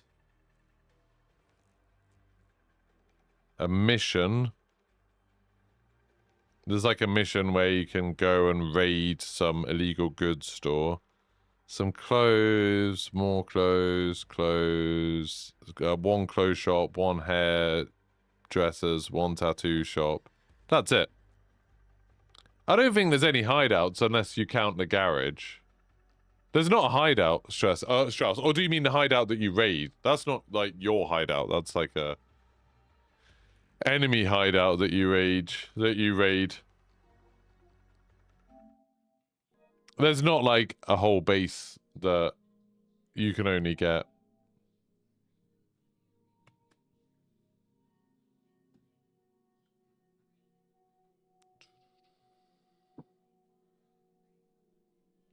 Thought they said online would come later. I don't think they've said online. I don't think they've mentioned GTA 6 online officially. You must be in a minority as I do not care at all about GTA Online. I don't know, Affers. I feel like I've seen a lot of people who have loudly declared that they're in a minority and that because they don't care about GTA in one way or another. It seems to be like this year's thing is like, actually, I'm not like other girls. I don't even want to play GTA. There's a lot of that. It's like, oh, you're excited about GTA? I actually, even though Rockstar have made games that have been like universally acclaimed, game after game after game after game, I'm actually not interested. I don't care about really good games personally. I'm not gonna play it. Like, you play your popular, critically acclaimed slop, and it's like, okay. It's one of those. It's like, you know, I've said this a few times over the last year. There's been so many games where people who aren't interested in them feel the need to talk a lot about not playing them, and it's like, okay.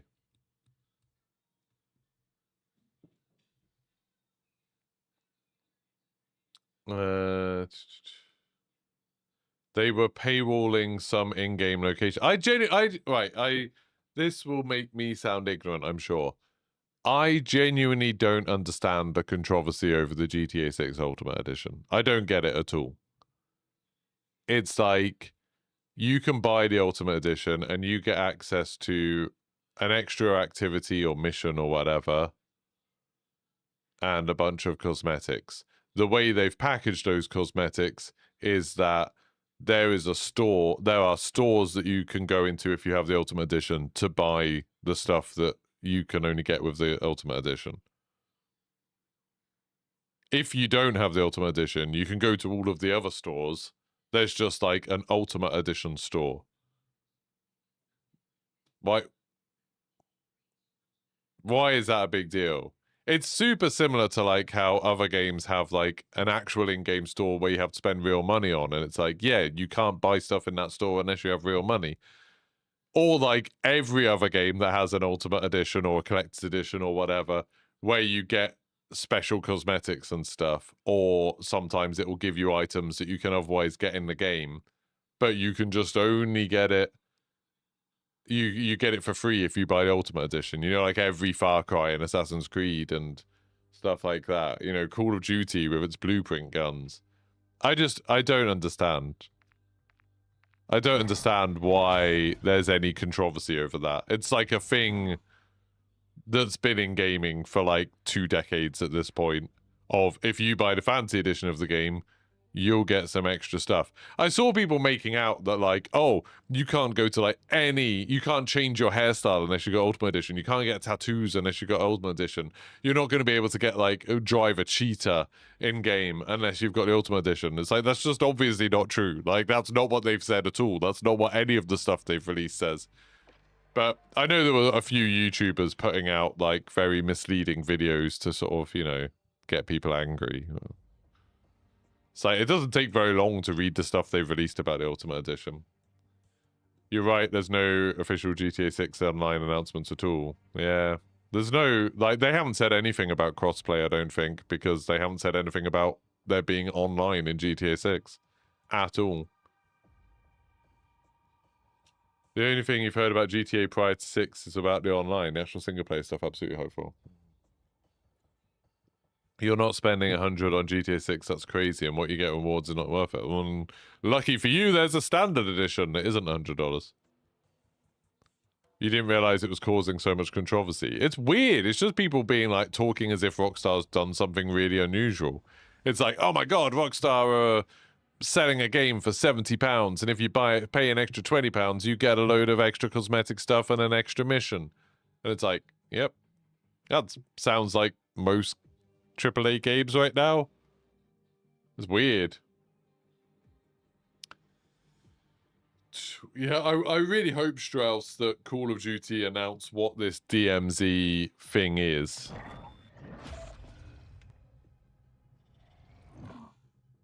Call of Duty Vault is arguably more value as it's always 3 modes: campaign, multiplayer, and DMZ. I mean, have you played a Call of Duty campaign for the last few years? I don't think I would put that up there as being super valuable. A Vault Edition still a thing in COD? You thought it was abandoned? I don't know. They still do, like, special... Like, you get special blueprints. I don't think you get, like, the weapon vault. Even with Modern Warfare 2, where they announced it and then they only ever released, like, 2 or something, or 3. It wasn't ever a big deal.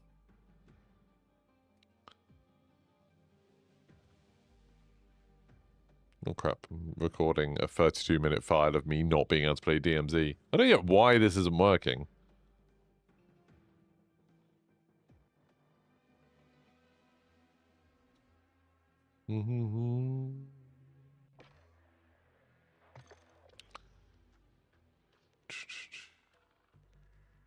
Black Ops 6 campaign was trash. And the Black Ops 7 campaign was worse, and the Modern Warfare 3 campaign was terrible.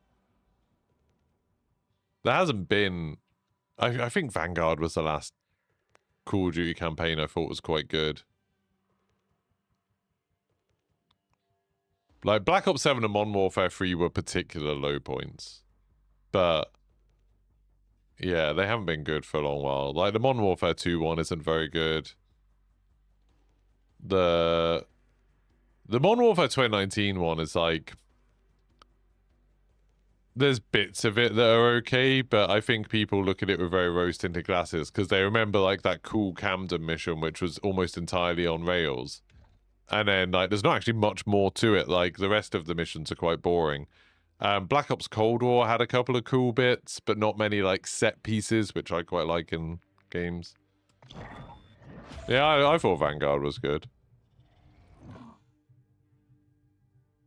Yeah, the Modern Warfare 3 campaign was so bad. So bad. You got Black Ops 6 for zombies, really, and you did play that a lot. Yeah, zombies has been pretty good for Black Ops 6 and 7. I really hope next time they do zombies, they make it quite different, but I think, like, they've done a lot of cool stuff. I like I don't know, are the DMZ servers actually going down? Because, like, I've never had this before where I just keep... this is the second time I've been kicked from them, and I don't know what's going on.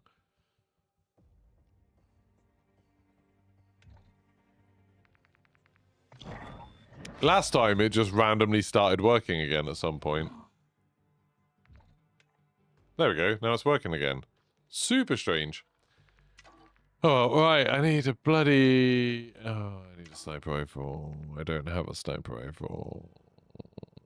What could I use? Maybe the recon will be good enough? Maybe. Let's just give it a go. I just want to get this stupid mission done. Modern Warfare 2 was your first Call of Duty? What, the 2022 one? That's wild, because it was, like, such a different game. And I really liked... I thought... I would say out of this, like, modern era of Call of Duty, like, from Modern Warfare 2019 onwards, Modern Warfare 2 is probably my favorite game, because, like, it had DMZ, and I liked the multiplayer. I thought the multiplayer was really good in it. I liked Warzone 2. I thought they did a really good job with it.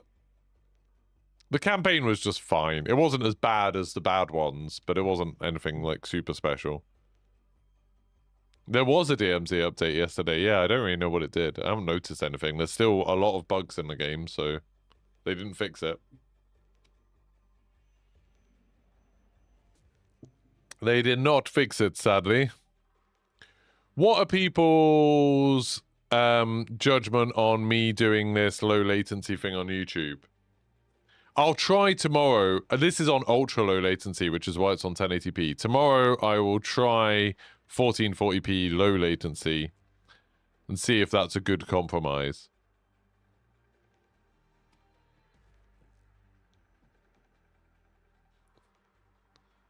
I was thinking, oh, I'll just do it on 1080p and it won't make that much difference. But it does. Like, everything does look quite a lot blurrier, doesn't it? You went back and played the earlier ones. You think you need to play Modern Warfare, the 2019 one? Yeah, it's fine. It's fine. You still remain hopeful for Modern Warfare 4, a game that appeals broadly across the player base. Yeah. Hopeful is the right word. I really hope DMZ's good. I'm sure I will have a lot of fun in DMZ. I'm confident I will have a lot of fun in DMZ. I've already seen people being like, oh yeah, but they won't support it past a year. And I don't care too much about that. It's like, if I get like, 200 hours of fun in DMZ, I'll be super happy. Like with Marathon, like, I think people think, oh, because I don't play Marathon now, that I now agree that it's a bad game. And it's like, no, I played it for like, nearly 300 hours or 270 hours or something. I had a great time with Marathon. It was a very good game. I'm just kind of done with it now. I'll load it up again when the PvE mode comes out. And I'll play again in Season 3, I'm sure. But right now, I'm just like, I'm done with Marathon. I played it a lot. I don't need to play it anymore.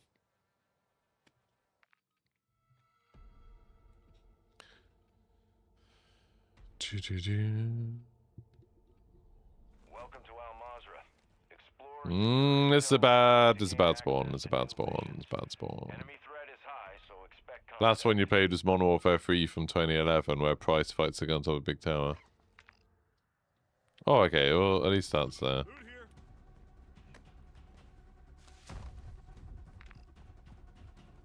Well, it's an MRAP, but that's not what I need.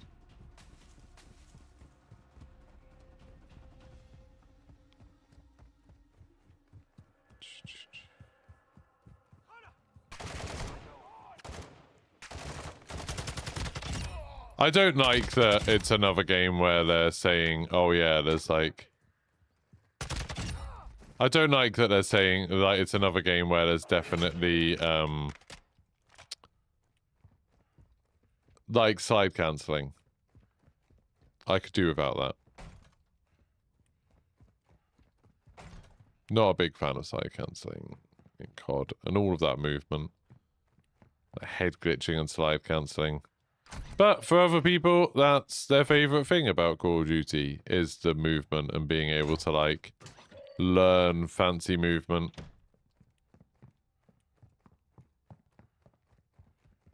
I just hate it.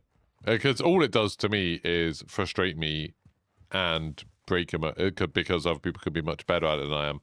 And it completely gets rid of any immersion.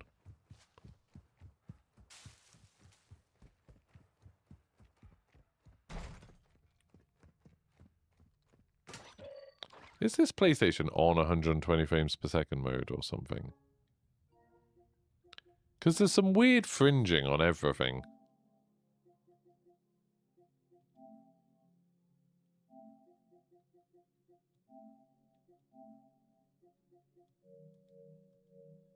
And I don't know if it's just Call of Duty trying to do 4K. Or if it's...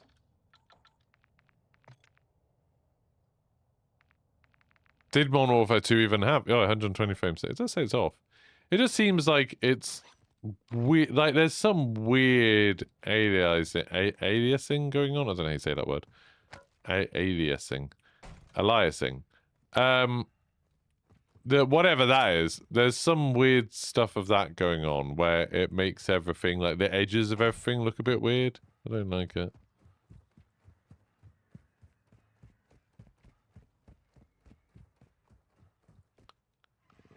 What was my opinion on Modern Warfare 4 movement from what I've seen? I think it's very, very hard to judge the movement of a game based on... based on video. Like... yeah, I just don't know. Intel located a weapons case in the area. We're tracking it on your TAC map now. It looks like they're doing... I liked how fluid it was when they were showing... They showed us this video that they haven't shown you lot, which is really annoying. Oh, I thought that was the gas. It's bloody not. It's in the football field again. God damn it. Yeah, they showed us this video, which they haven't shown you lot. And I don't know why they haven't. Because it's very good. Where there's like this, there's like a movement course in the game. You know, like an obstacle course. With like, you know, you get timed and everything like that. It's really cool looking. And in that, the movement looked really good. It's just like so fluid, so fast, but in like in a kind of believable way. You know, it's like you're watching someone who's really, really good at parkour doing stuff.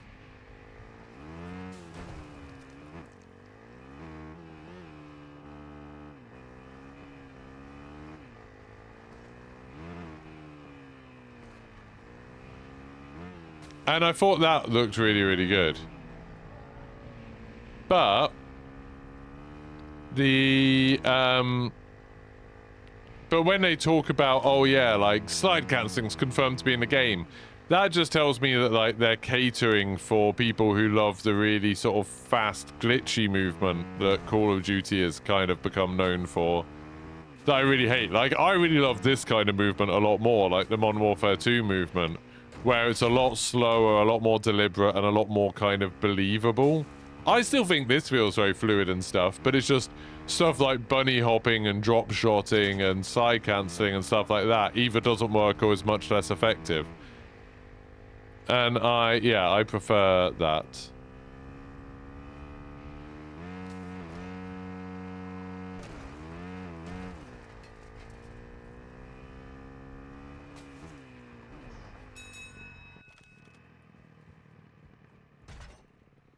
But doesn't matter what I want. I just have to play the game as they make it and see if I like it or not. Don't know. That's all you can do. Yeah. It'll be interesting with changes to parachutes, how parkour will compensate to traverse the map. That's really exciting. Have they actually confirmed one way or another how the parachutes work? Like, are they definitely one use? Because if they are, I think that's so cool. I think that could make a lot of difference to the game in quite a positive way.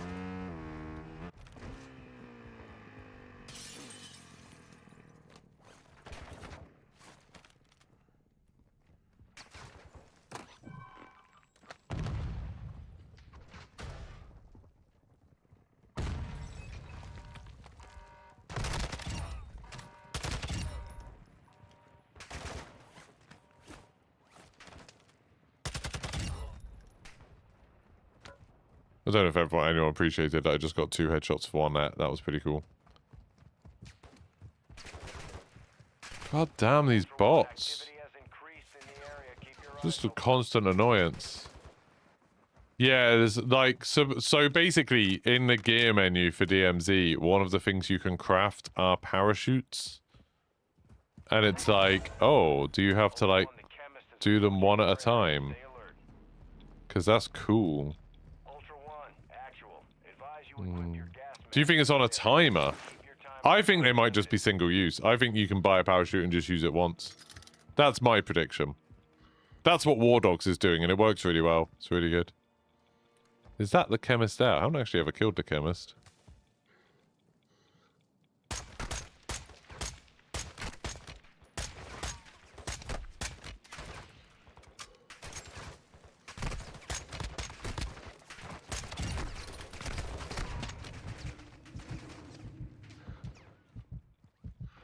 Well, that's annoying because...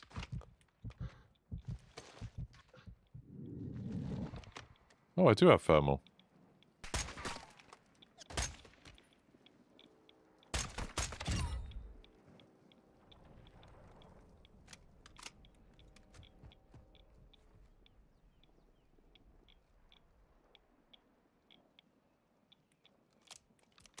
God, I can't steady the sight.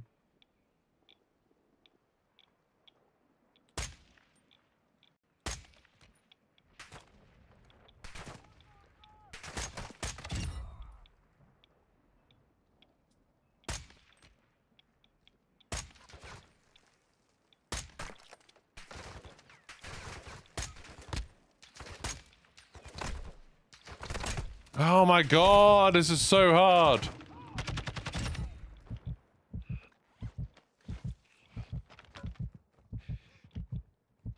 This gun sucks so bad. Reinforcements incoming.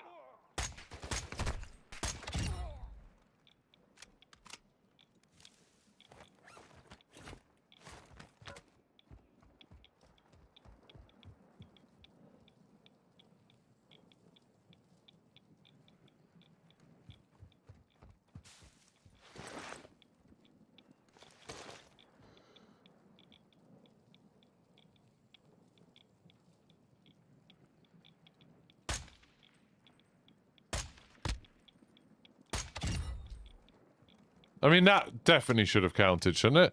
Was he out of the gas? He was bloody out of the gas.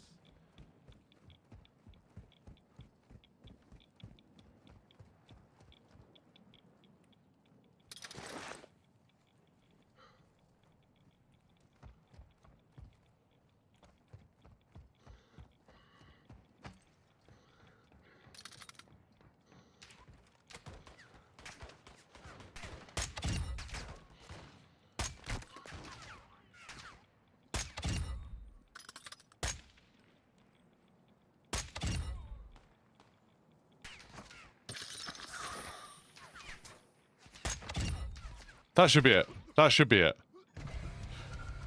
Oh, that was so annoying. Such a frustrating experience.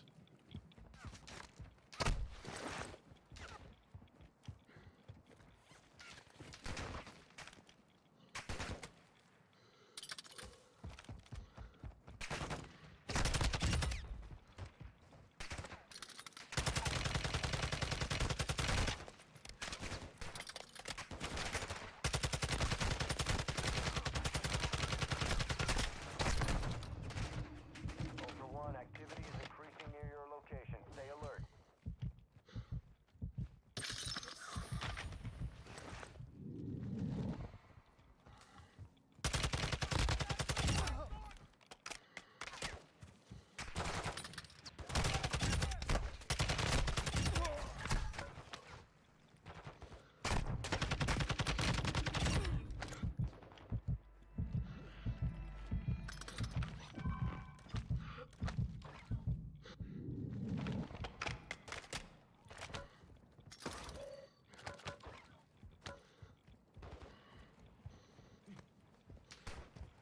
Where is the actual chemist?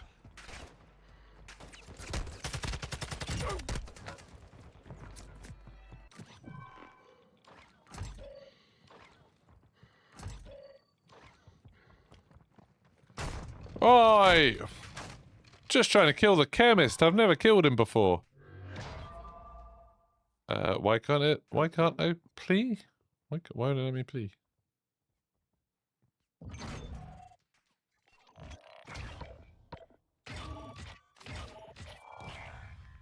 Yeah.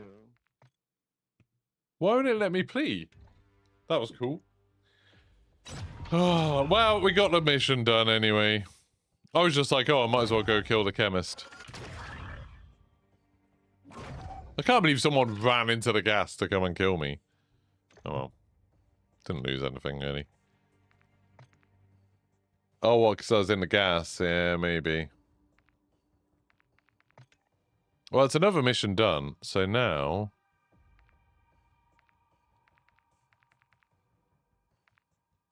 I've got to get an MRAP. Or do the disguise. I have to do one of those two missions.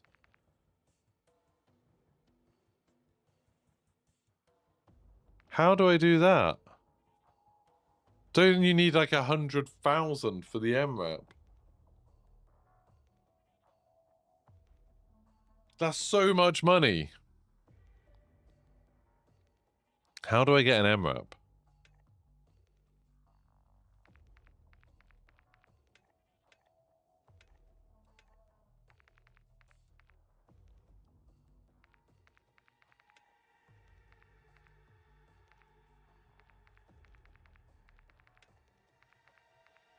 That seems insane.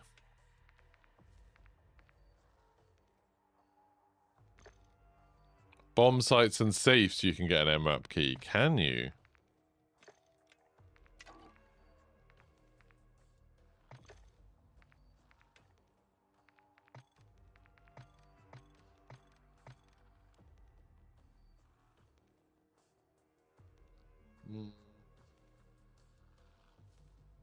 Oh, well, no, what's the first group called?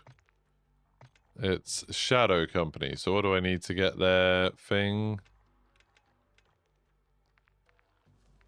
Shadow Company. I have to dead drop 10 keys. Oh, I can do that. 10 keys. I can do that. I didn't even know that was a thing, to be honest. 10 keys. Easy.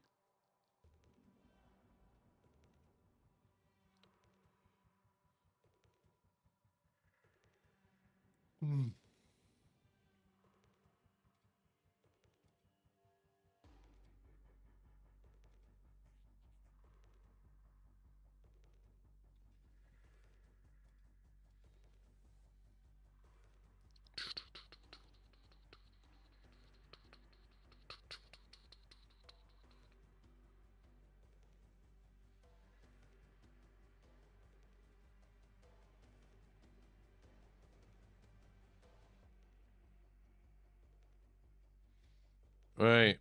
It's the only way to bypass those hard-locked missions now. That's really annoying, isn't it? Really annoying. Oh, I actually need to go pack at some point. I'll do one more game. One more game. So yeah, sorry, what was the verdict? Is it worth having the lower resolution in order to... Yeah.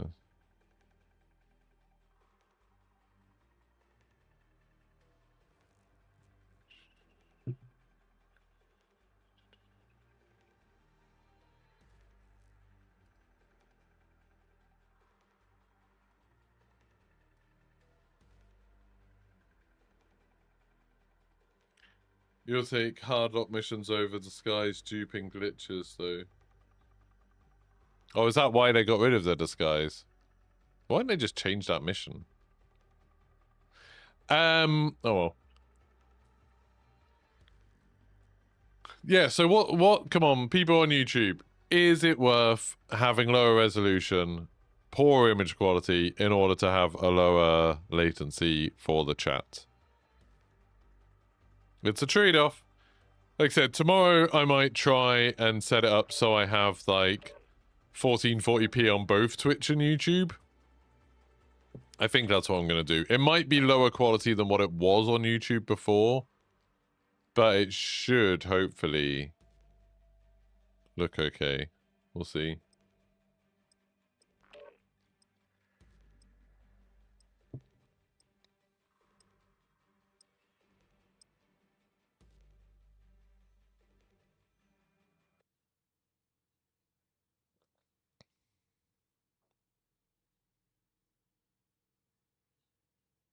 We shall see.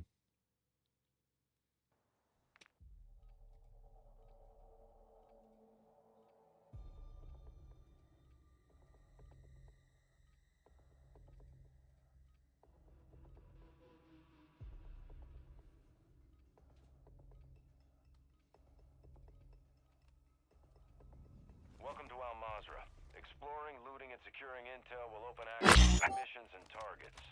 Expect resistance from local forces, and watch for other operators in the AO.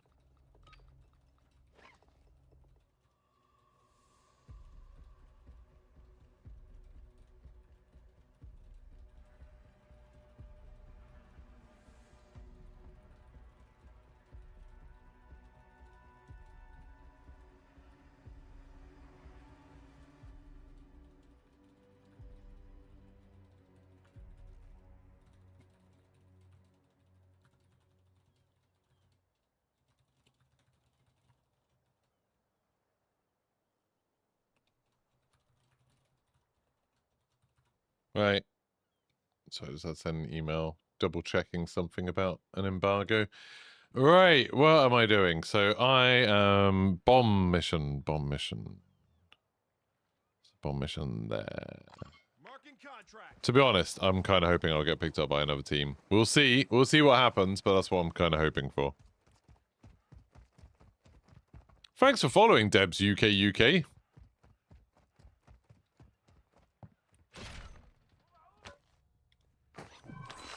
So I need to dead drop keys as well if I find some.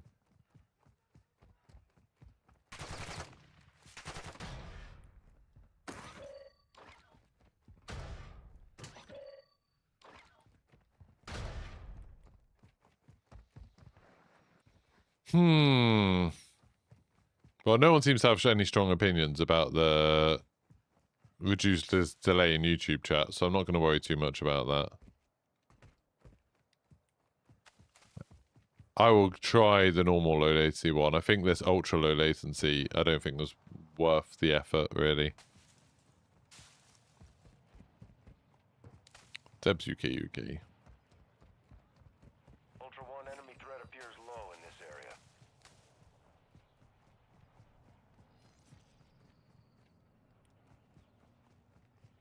Right. Let's go. I'll try and do this.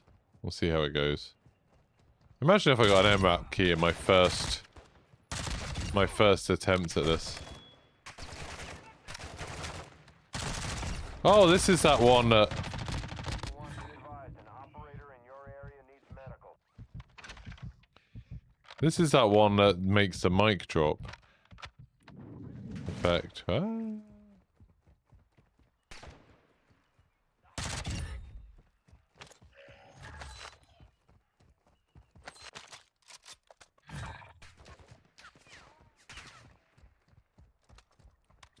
The video looks good and you value low latency.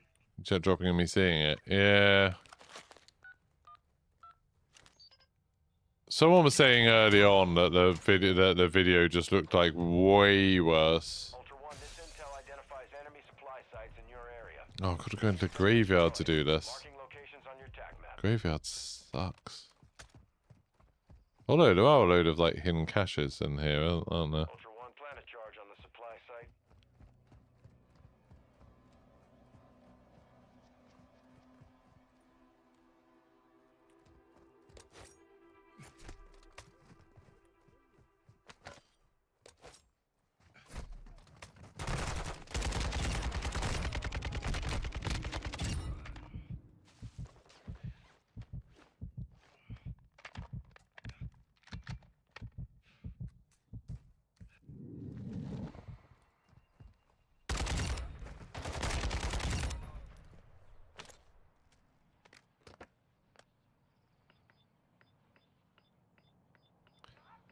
Yeah.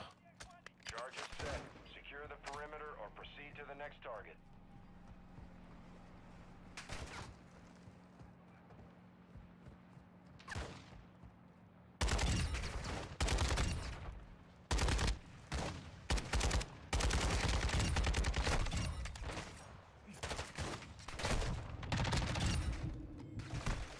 Woohoo!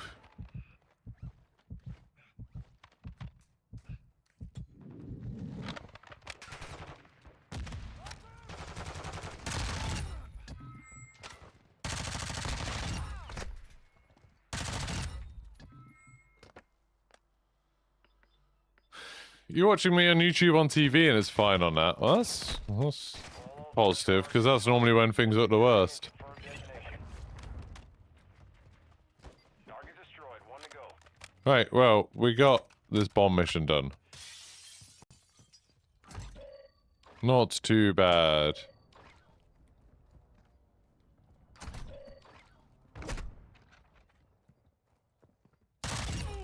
Hostile UAV in the area. This microphone thing is so silly.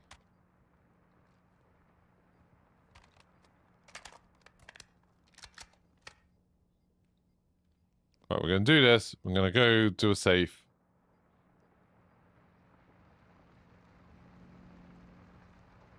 And we're going to hope we get an MRAP. Ultra One, payment has been authorized. Okay, there's a safe there. Hit on enemy safes near your location. Launch your attack map. I thought that melee might get him then. It did not.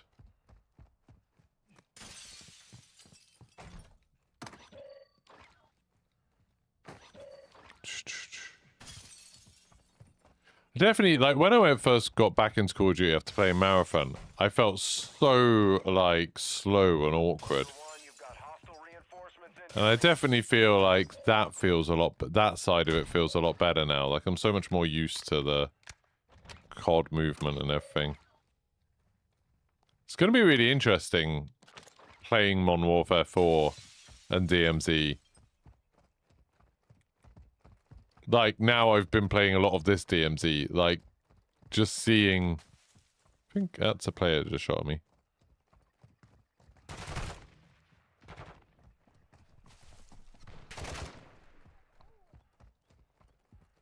Feel like a player shot at me and just missed.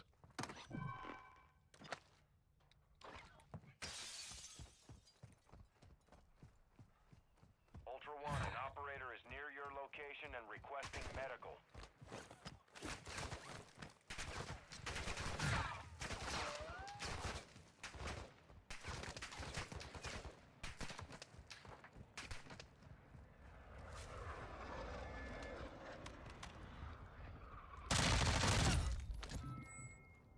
Ultra One, you've got hostile reinforcements incoming.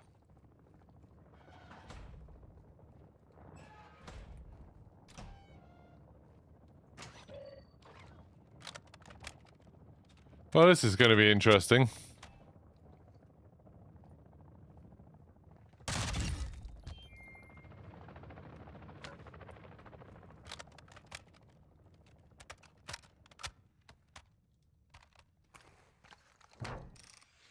Can I do this solo?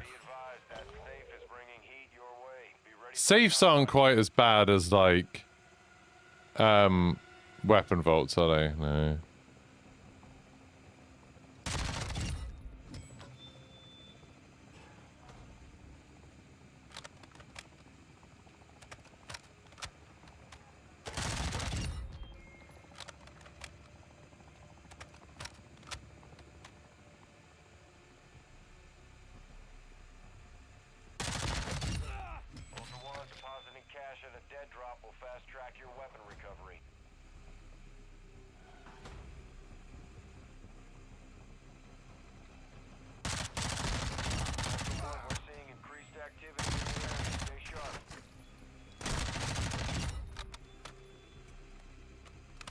Yeah, the mic drop is really annoying.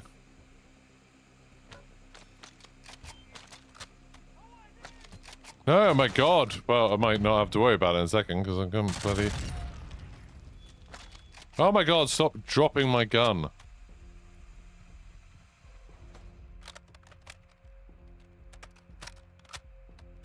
Ultra One, the safe is open. Secure all contents.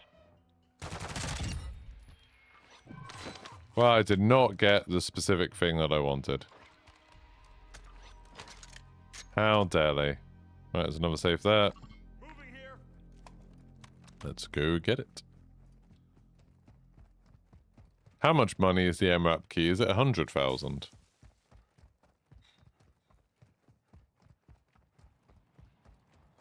Like, can I just buy one?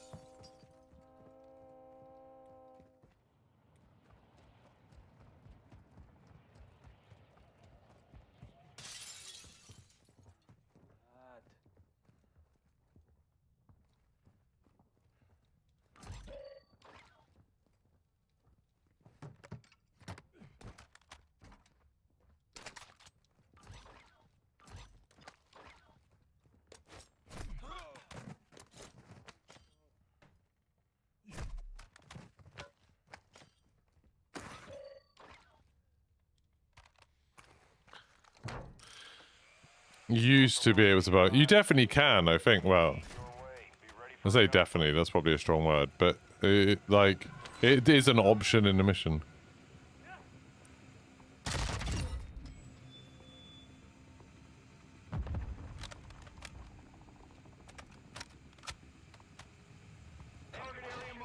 Will this kill me, actually? This might kill me. One is on station. Strike inbound.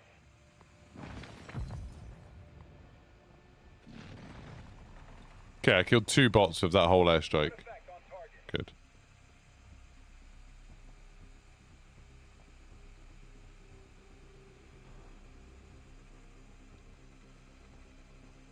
Yeah, that's what I was gonna say. How much is it? Like, I've got 200. I've got 27,000 now from doing 1 safe.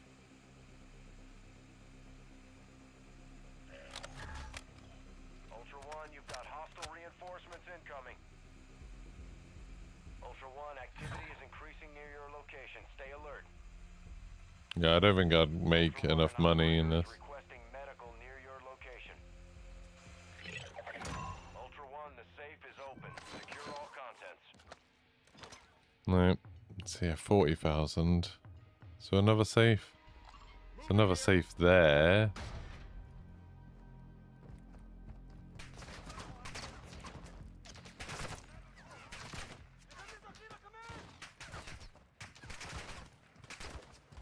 $200,000. Oh yeah, I'm not gonna be able to do that then.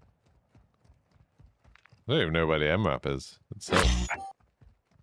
Even if I got the key. What's that? Let's see it. Jason, thank you very much for following.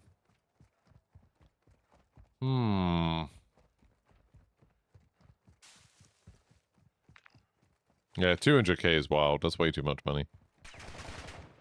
Also, how have I got... I've got a load of cash and no... Like, no armor vest or anything in this game. Which feels a little bit harsh.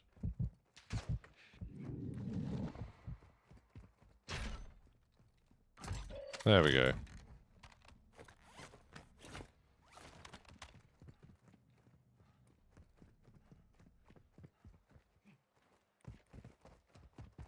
At least that's something. That makes it a bit easier. That makes it a bit easier. Right, let's keep running.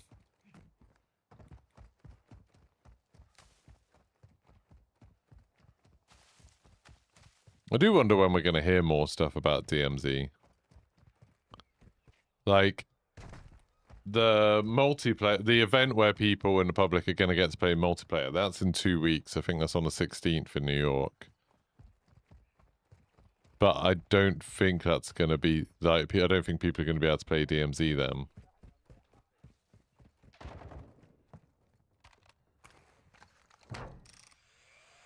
Ultra One, be advised that safe is bringing heat your way. Be ready for a gunfight.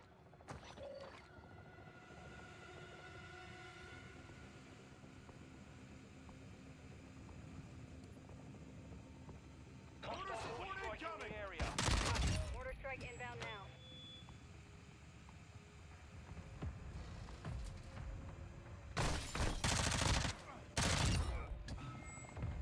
That mortar literally did nothing.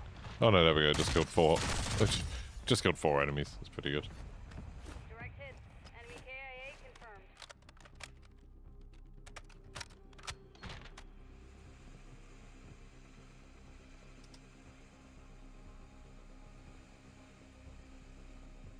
Ultra One, we're seeing increased activity in the area. Stay sharp. No, stop doing that. That constantly wants to drop my gun. Squad hunts will be the main concern when they target the cache. Like this. To your loot cache. They're tracking your location. Expect contact. Yeah, I'd forgotten about that.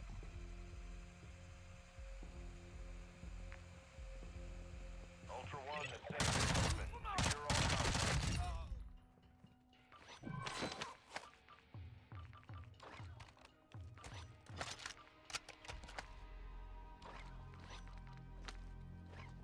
Well, I haven't got anywhere near enough, so... Guess I'll die? Vehicle marked. Now...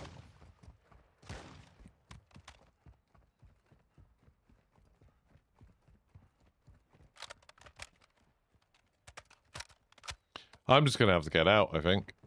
What's that guy doing? Ultra One, you have enemy operators incoming. Prepare for contact.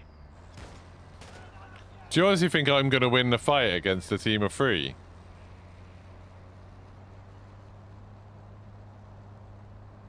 If they come and kill me, fair play to them.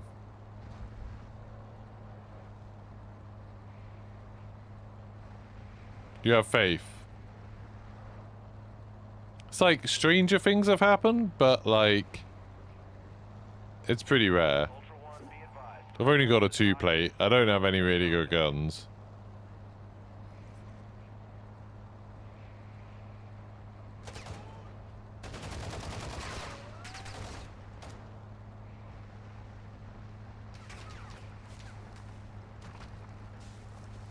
You have more faith in my abilities than I do, it seems. Ultra One, be advised. Enemy attack helo is heading your way.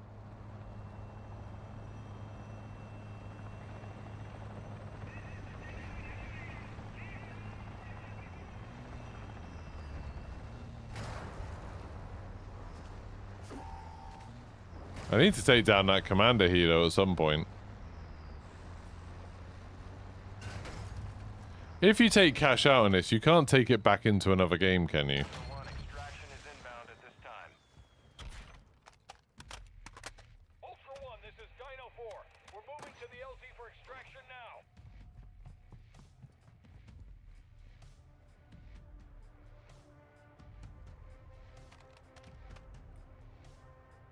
Hey.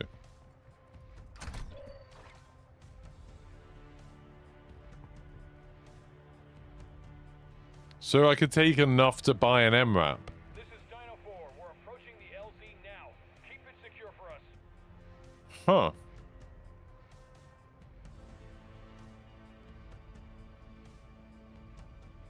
I'm fully expecting to get slaughtered just here.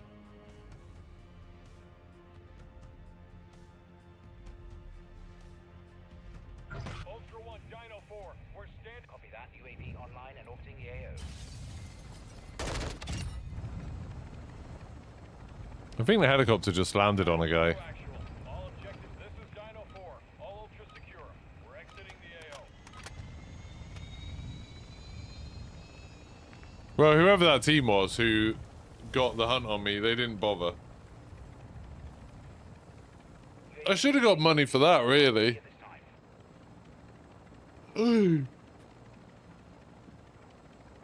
Shouldn't I? Like, that should have given me a bit of cash. Hmm.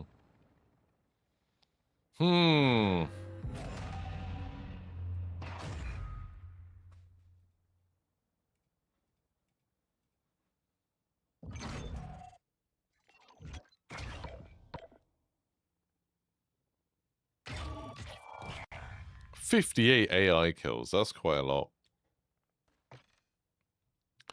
So yeah, so if I want to leave...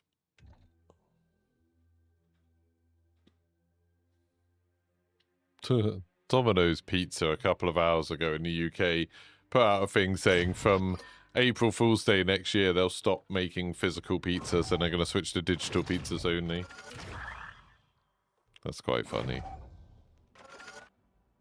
Man, I don't know if people saw, I did that stupid tweet about the whole PlayStation going digital only thing yesterday. And there's like a lot of angry people who I didn't realize would like see that as me attacking PlayStation and supporting Xbox. Like, I thought the whole console war thing was just gone. I didn't think people cared about stuff like that anymore. But apparently they really do. Oh, there we go. So my wallet is 100,000. And I could add cash to get that. So I could take that 100,000 out. And then I'd have 139,000. But I only got 55,000 then. It took me like the whole game. So I can't really do that. Yeah, but I can upgrade my wallet, can't I? Wallet expansion isn't even that bad. Like, all I need to do is get 10 bottles of liquor, 6 wine bottles, and 2 aged or vintage wine bottles. Like, that's not that hard. That might be what I do tomorrow. Is getting that. Because that's not too bad at all, really.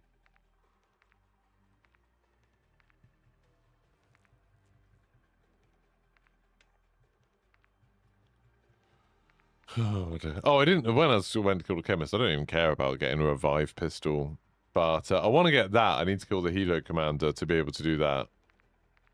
And I want to do that, but I need to kill the Pyro 4 times. That's annoying. And then I want to do that. I just need 1 more Stronghold key card and 1 Skeleton key. That's not too bad. I'm getting there. I'm getting done. Apparently I've got a weapon grade on a Sheikah. I don't remember doing that on this account, but apparently I have. You're with me, you didn't think it was a thing anymore either. It's weird, isn't it? Like, but like, not even just like a few people. Like, when I'll have a look. That tweet is like easily the tweet that's got the most attention out of anything I've ever posted.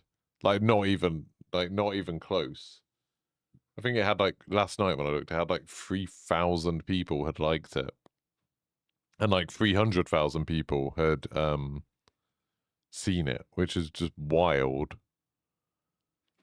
Right now it is, yeah, now it's 6.8 thousand people have liked it, and 350,000 people have seen it now. And yeah, like, I mean, look at that one. I'll just show you some of the replies, because they're like, it's just weird. It's like me, all I'd said. Right, I'll show you the tweet. All I said.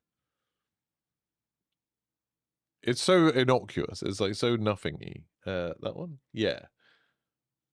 Let me just put the webcam back up. So this is the tweet. Okay, Xbox, you have the opportunity to do the funniest thing ever. And it's just because I even put the thing for context. When Xbox announced the Xbox One, Sony put out this 20-second video saying, this is how you share games on PlayStation. And, you know, most of the video is this, like, long ident, and then being like, oh, look, you can, with a physical copy, you can just pass the game over. And they were obviously doing that to make fun of Xbox, saying, like, oh, on Xbox, they're making it so it's complicated because you're going to have, like, key licenses and stuff. Whereas on PlayStation, you can just hand a physical thing. And I was like, oh, wouldn't it be funny if Xbox now released a video doing the exact same thing, being like, on Xbox, you could just give someone a disc and it's fine. That was it. That was all I said. I didn't say Xbox are good. I didn't say PlayStation are bad. I just was pointing out that PlayStation had made this snarky video where they were making fun of Xbox for, like, making it so all games were just sort of digital licenses. And then now PlayStation have done the exact same thing, so Xbox could go back. But anyway, just let's look at some of the replies. Xbox is going to do the exact same thing as Sony. They've been waiting for this. They did the funniest thing. They followed in PlayStation footprints and said, F your physical games, Helix will have no disc drive. Except they can't, since they won't have anyone creating a disc for them if Sony's pulling the plug, so is everyone else. LMAO, Xbox, really? That will actually be funny, but they are used to take more L's at this point. If next-gen Xbox... Oh, the PC, that actually is a reasonable point. Unfortunately, with Xbox, they'll just follow.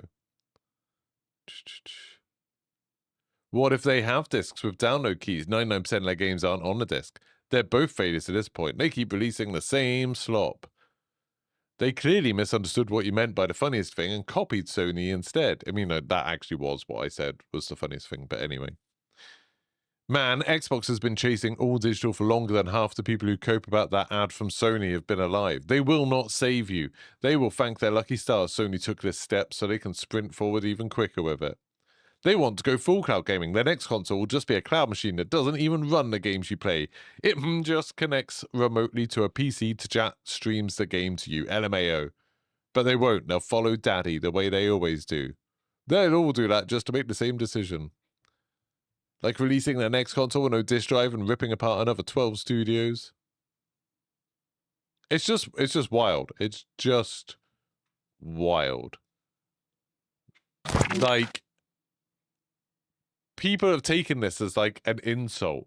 that I said, oh, wouldn't it be funny if Xbox released a video the same way they did? Like, look at this. Look at this. There's hundreds of them. Hundreds of them. Shitbox shills are the dumbest people on earth. Here comes your AI slop Queen's blessed axe. I don't even know what that means. I don't understand that tweet. It is wild. Bro, it's not Xbox, it's Microsoft. One of these days, you people will learn. You know, realize Xbox doesn't release full games on its discs either, right? What else have they said?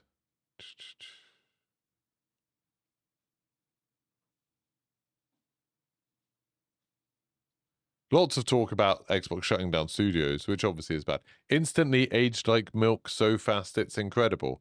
I don't know what that's about either. Has Xbox announced anything? Oh, because Discussing Film put out a tweet saying that Helix is not expected to have a disk drive. I mean, that seems very different to confirmation, but I don't know if it matters. Doo-doo-doo. Did you forget that Microsoft is the one who started it with Xbox One? I was tempted to reply to this person and say, what about the PSP Go? Because that was a digital-only console from Sony before the Xbox One.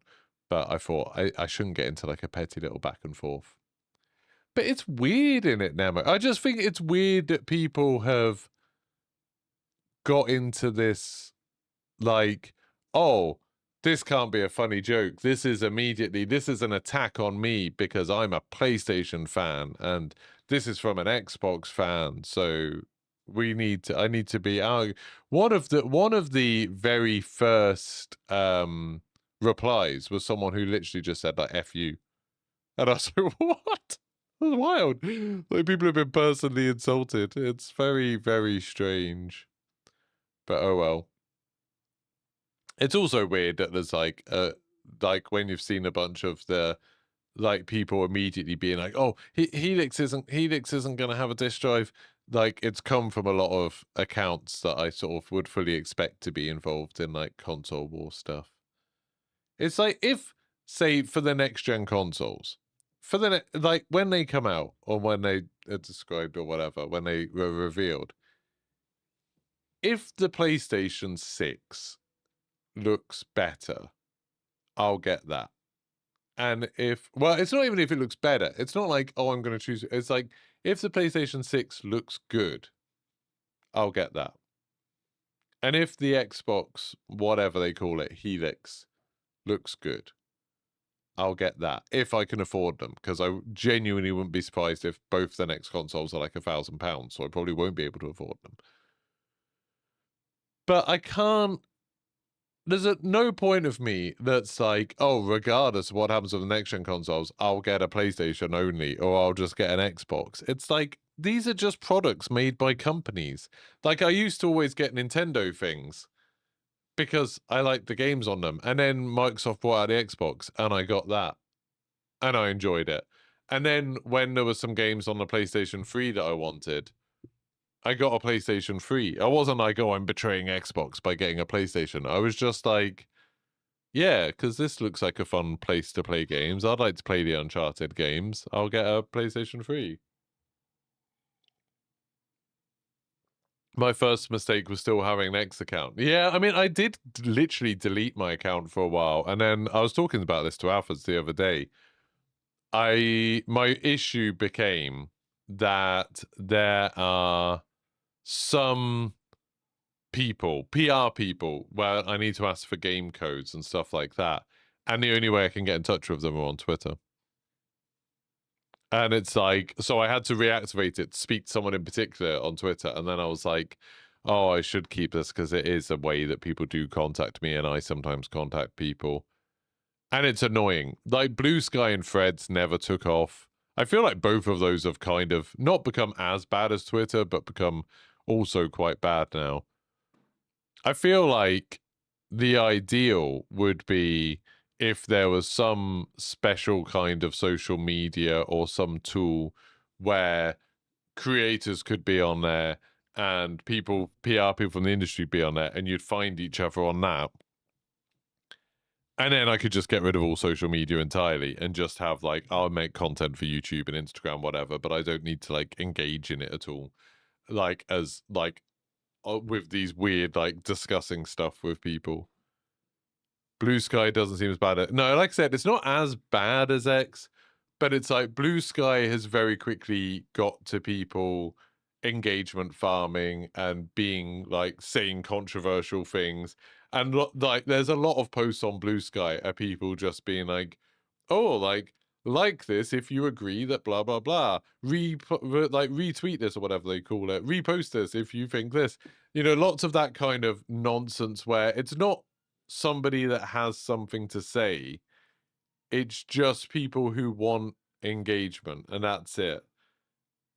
And like that's kind of what Twitter is. And you know, like I posted that thing because I thought it was funny, but also I was hoping people would like it. And it's like, why? I don't get any money from Twitter. I don't care about Twitter. I don't know why I felt like that. And that's like, it's very yeah, it's very like nothing. I'm more than happy to get rid of all social media that is about publicly posting something to try and get attention. Which sounds weird to say as someone who likes being a YouTuber. But like YouTube, I feel like it's an entertainment. It's different somehow. I'd like to think of YouTube more as like having a TV station or a radio station, you know? Right. I'm suddenly getting a load of emails. You get that your father-in-law likes one auto parts store and tells you that any other parts store is the worst and they don't know what they're doing. And the thing is that all the auto parts store get the parts from the same place. Yeah. I saw the other day, I was reading a thread on, I saw a thing on Reddit the other day. For some reason, every now and then I get recommended things like there's some subreddits from people who just work at like Tesco's or Asda or whatever, like supermarkets in the UK. And I get, sometimes I get recommended posts from them. And there was a really funny one where somebody was like in Asda and they opened up a box, like a sealed box of like, I don't know what it was, like custard or something. And inside the sealed box was the own brand Sainsbury's custard. And it's like, people were just saying, like, obviously it's like the same places. There's only so many places that make stuff like custard. It's the same places making all of the own brand stuff for like Asda, Tesco, Morrison, Sainsbury's, all of them. And they're just like putting it in different packaging and they'd obviously accidentally sent the wrong box to the wrong store. And it's like, yeah, like all of these are basically the same. It's like TVs, you know, all the panels are made by the same factory in Thailand. Like it's not like there's a million different factories that are making panels and stuff. And yeah, so really, it's easy to get like wrapped up in your head about like, yeah, I'm loyal to this one thing. But it's like they're all basically the same. Everything, all companies that make stuff are basically the same. They spend so much money trying to create a brand image that really what you're doing is saying which brand of like marketing you like more rather than like the actual product. Obviously, it's not true of all things. There are some products where some makes are just better than others. But there's so much like homogenization now as like big corporations buy up lots and lots of the smaller ones in the same niche and then like just end up like trying to integrate all of them so it's essentially the same thing. You know, like what happened with cars, whereas like so many cars now, you see like so many different car brands are actually just the same brand. Or like food, like chocolate and stuff, like, oh, it's all just one company making everything. And it's like, oh, it's rubbish. Sunglasses, aren't they? Sunglasses are like all the same factory making all of them and then they just put different brands on them. You can tell a trade secret about cereal. Do it. I love trade secrets. Especially when I can sit here and be like, oh yeah, I knew it. I do really hate corporations and like billionaires and stuff like that. I generally, I think the older I get, the more I hate capitalism, which I think is meant to be the other way around. I think the older you get, the more you're meant to like capitalism and stuff, but it's just annoying, isn't it? All the cars are built on the same chassis. They slap a slightly different body and badge it. Yeah, there's like the Citroen, what was it called? The CZ1, CX1 or something like that.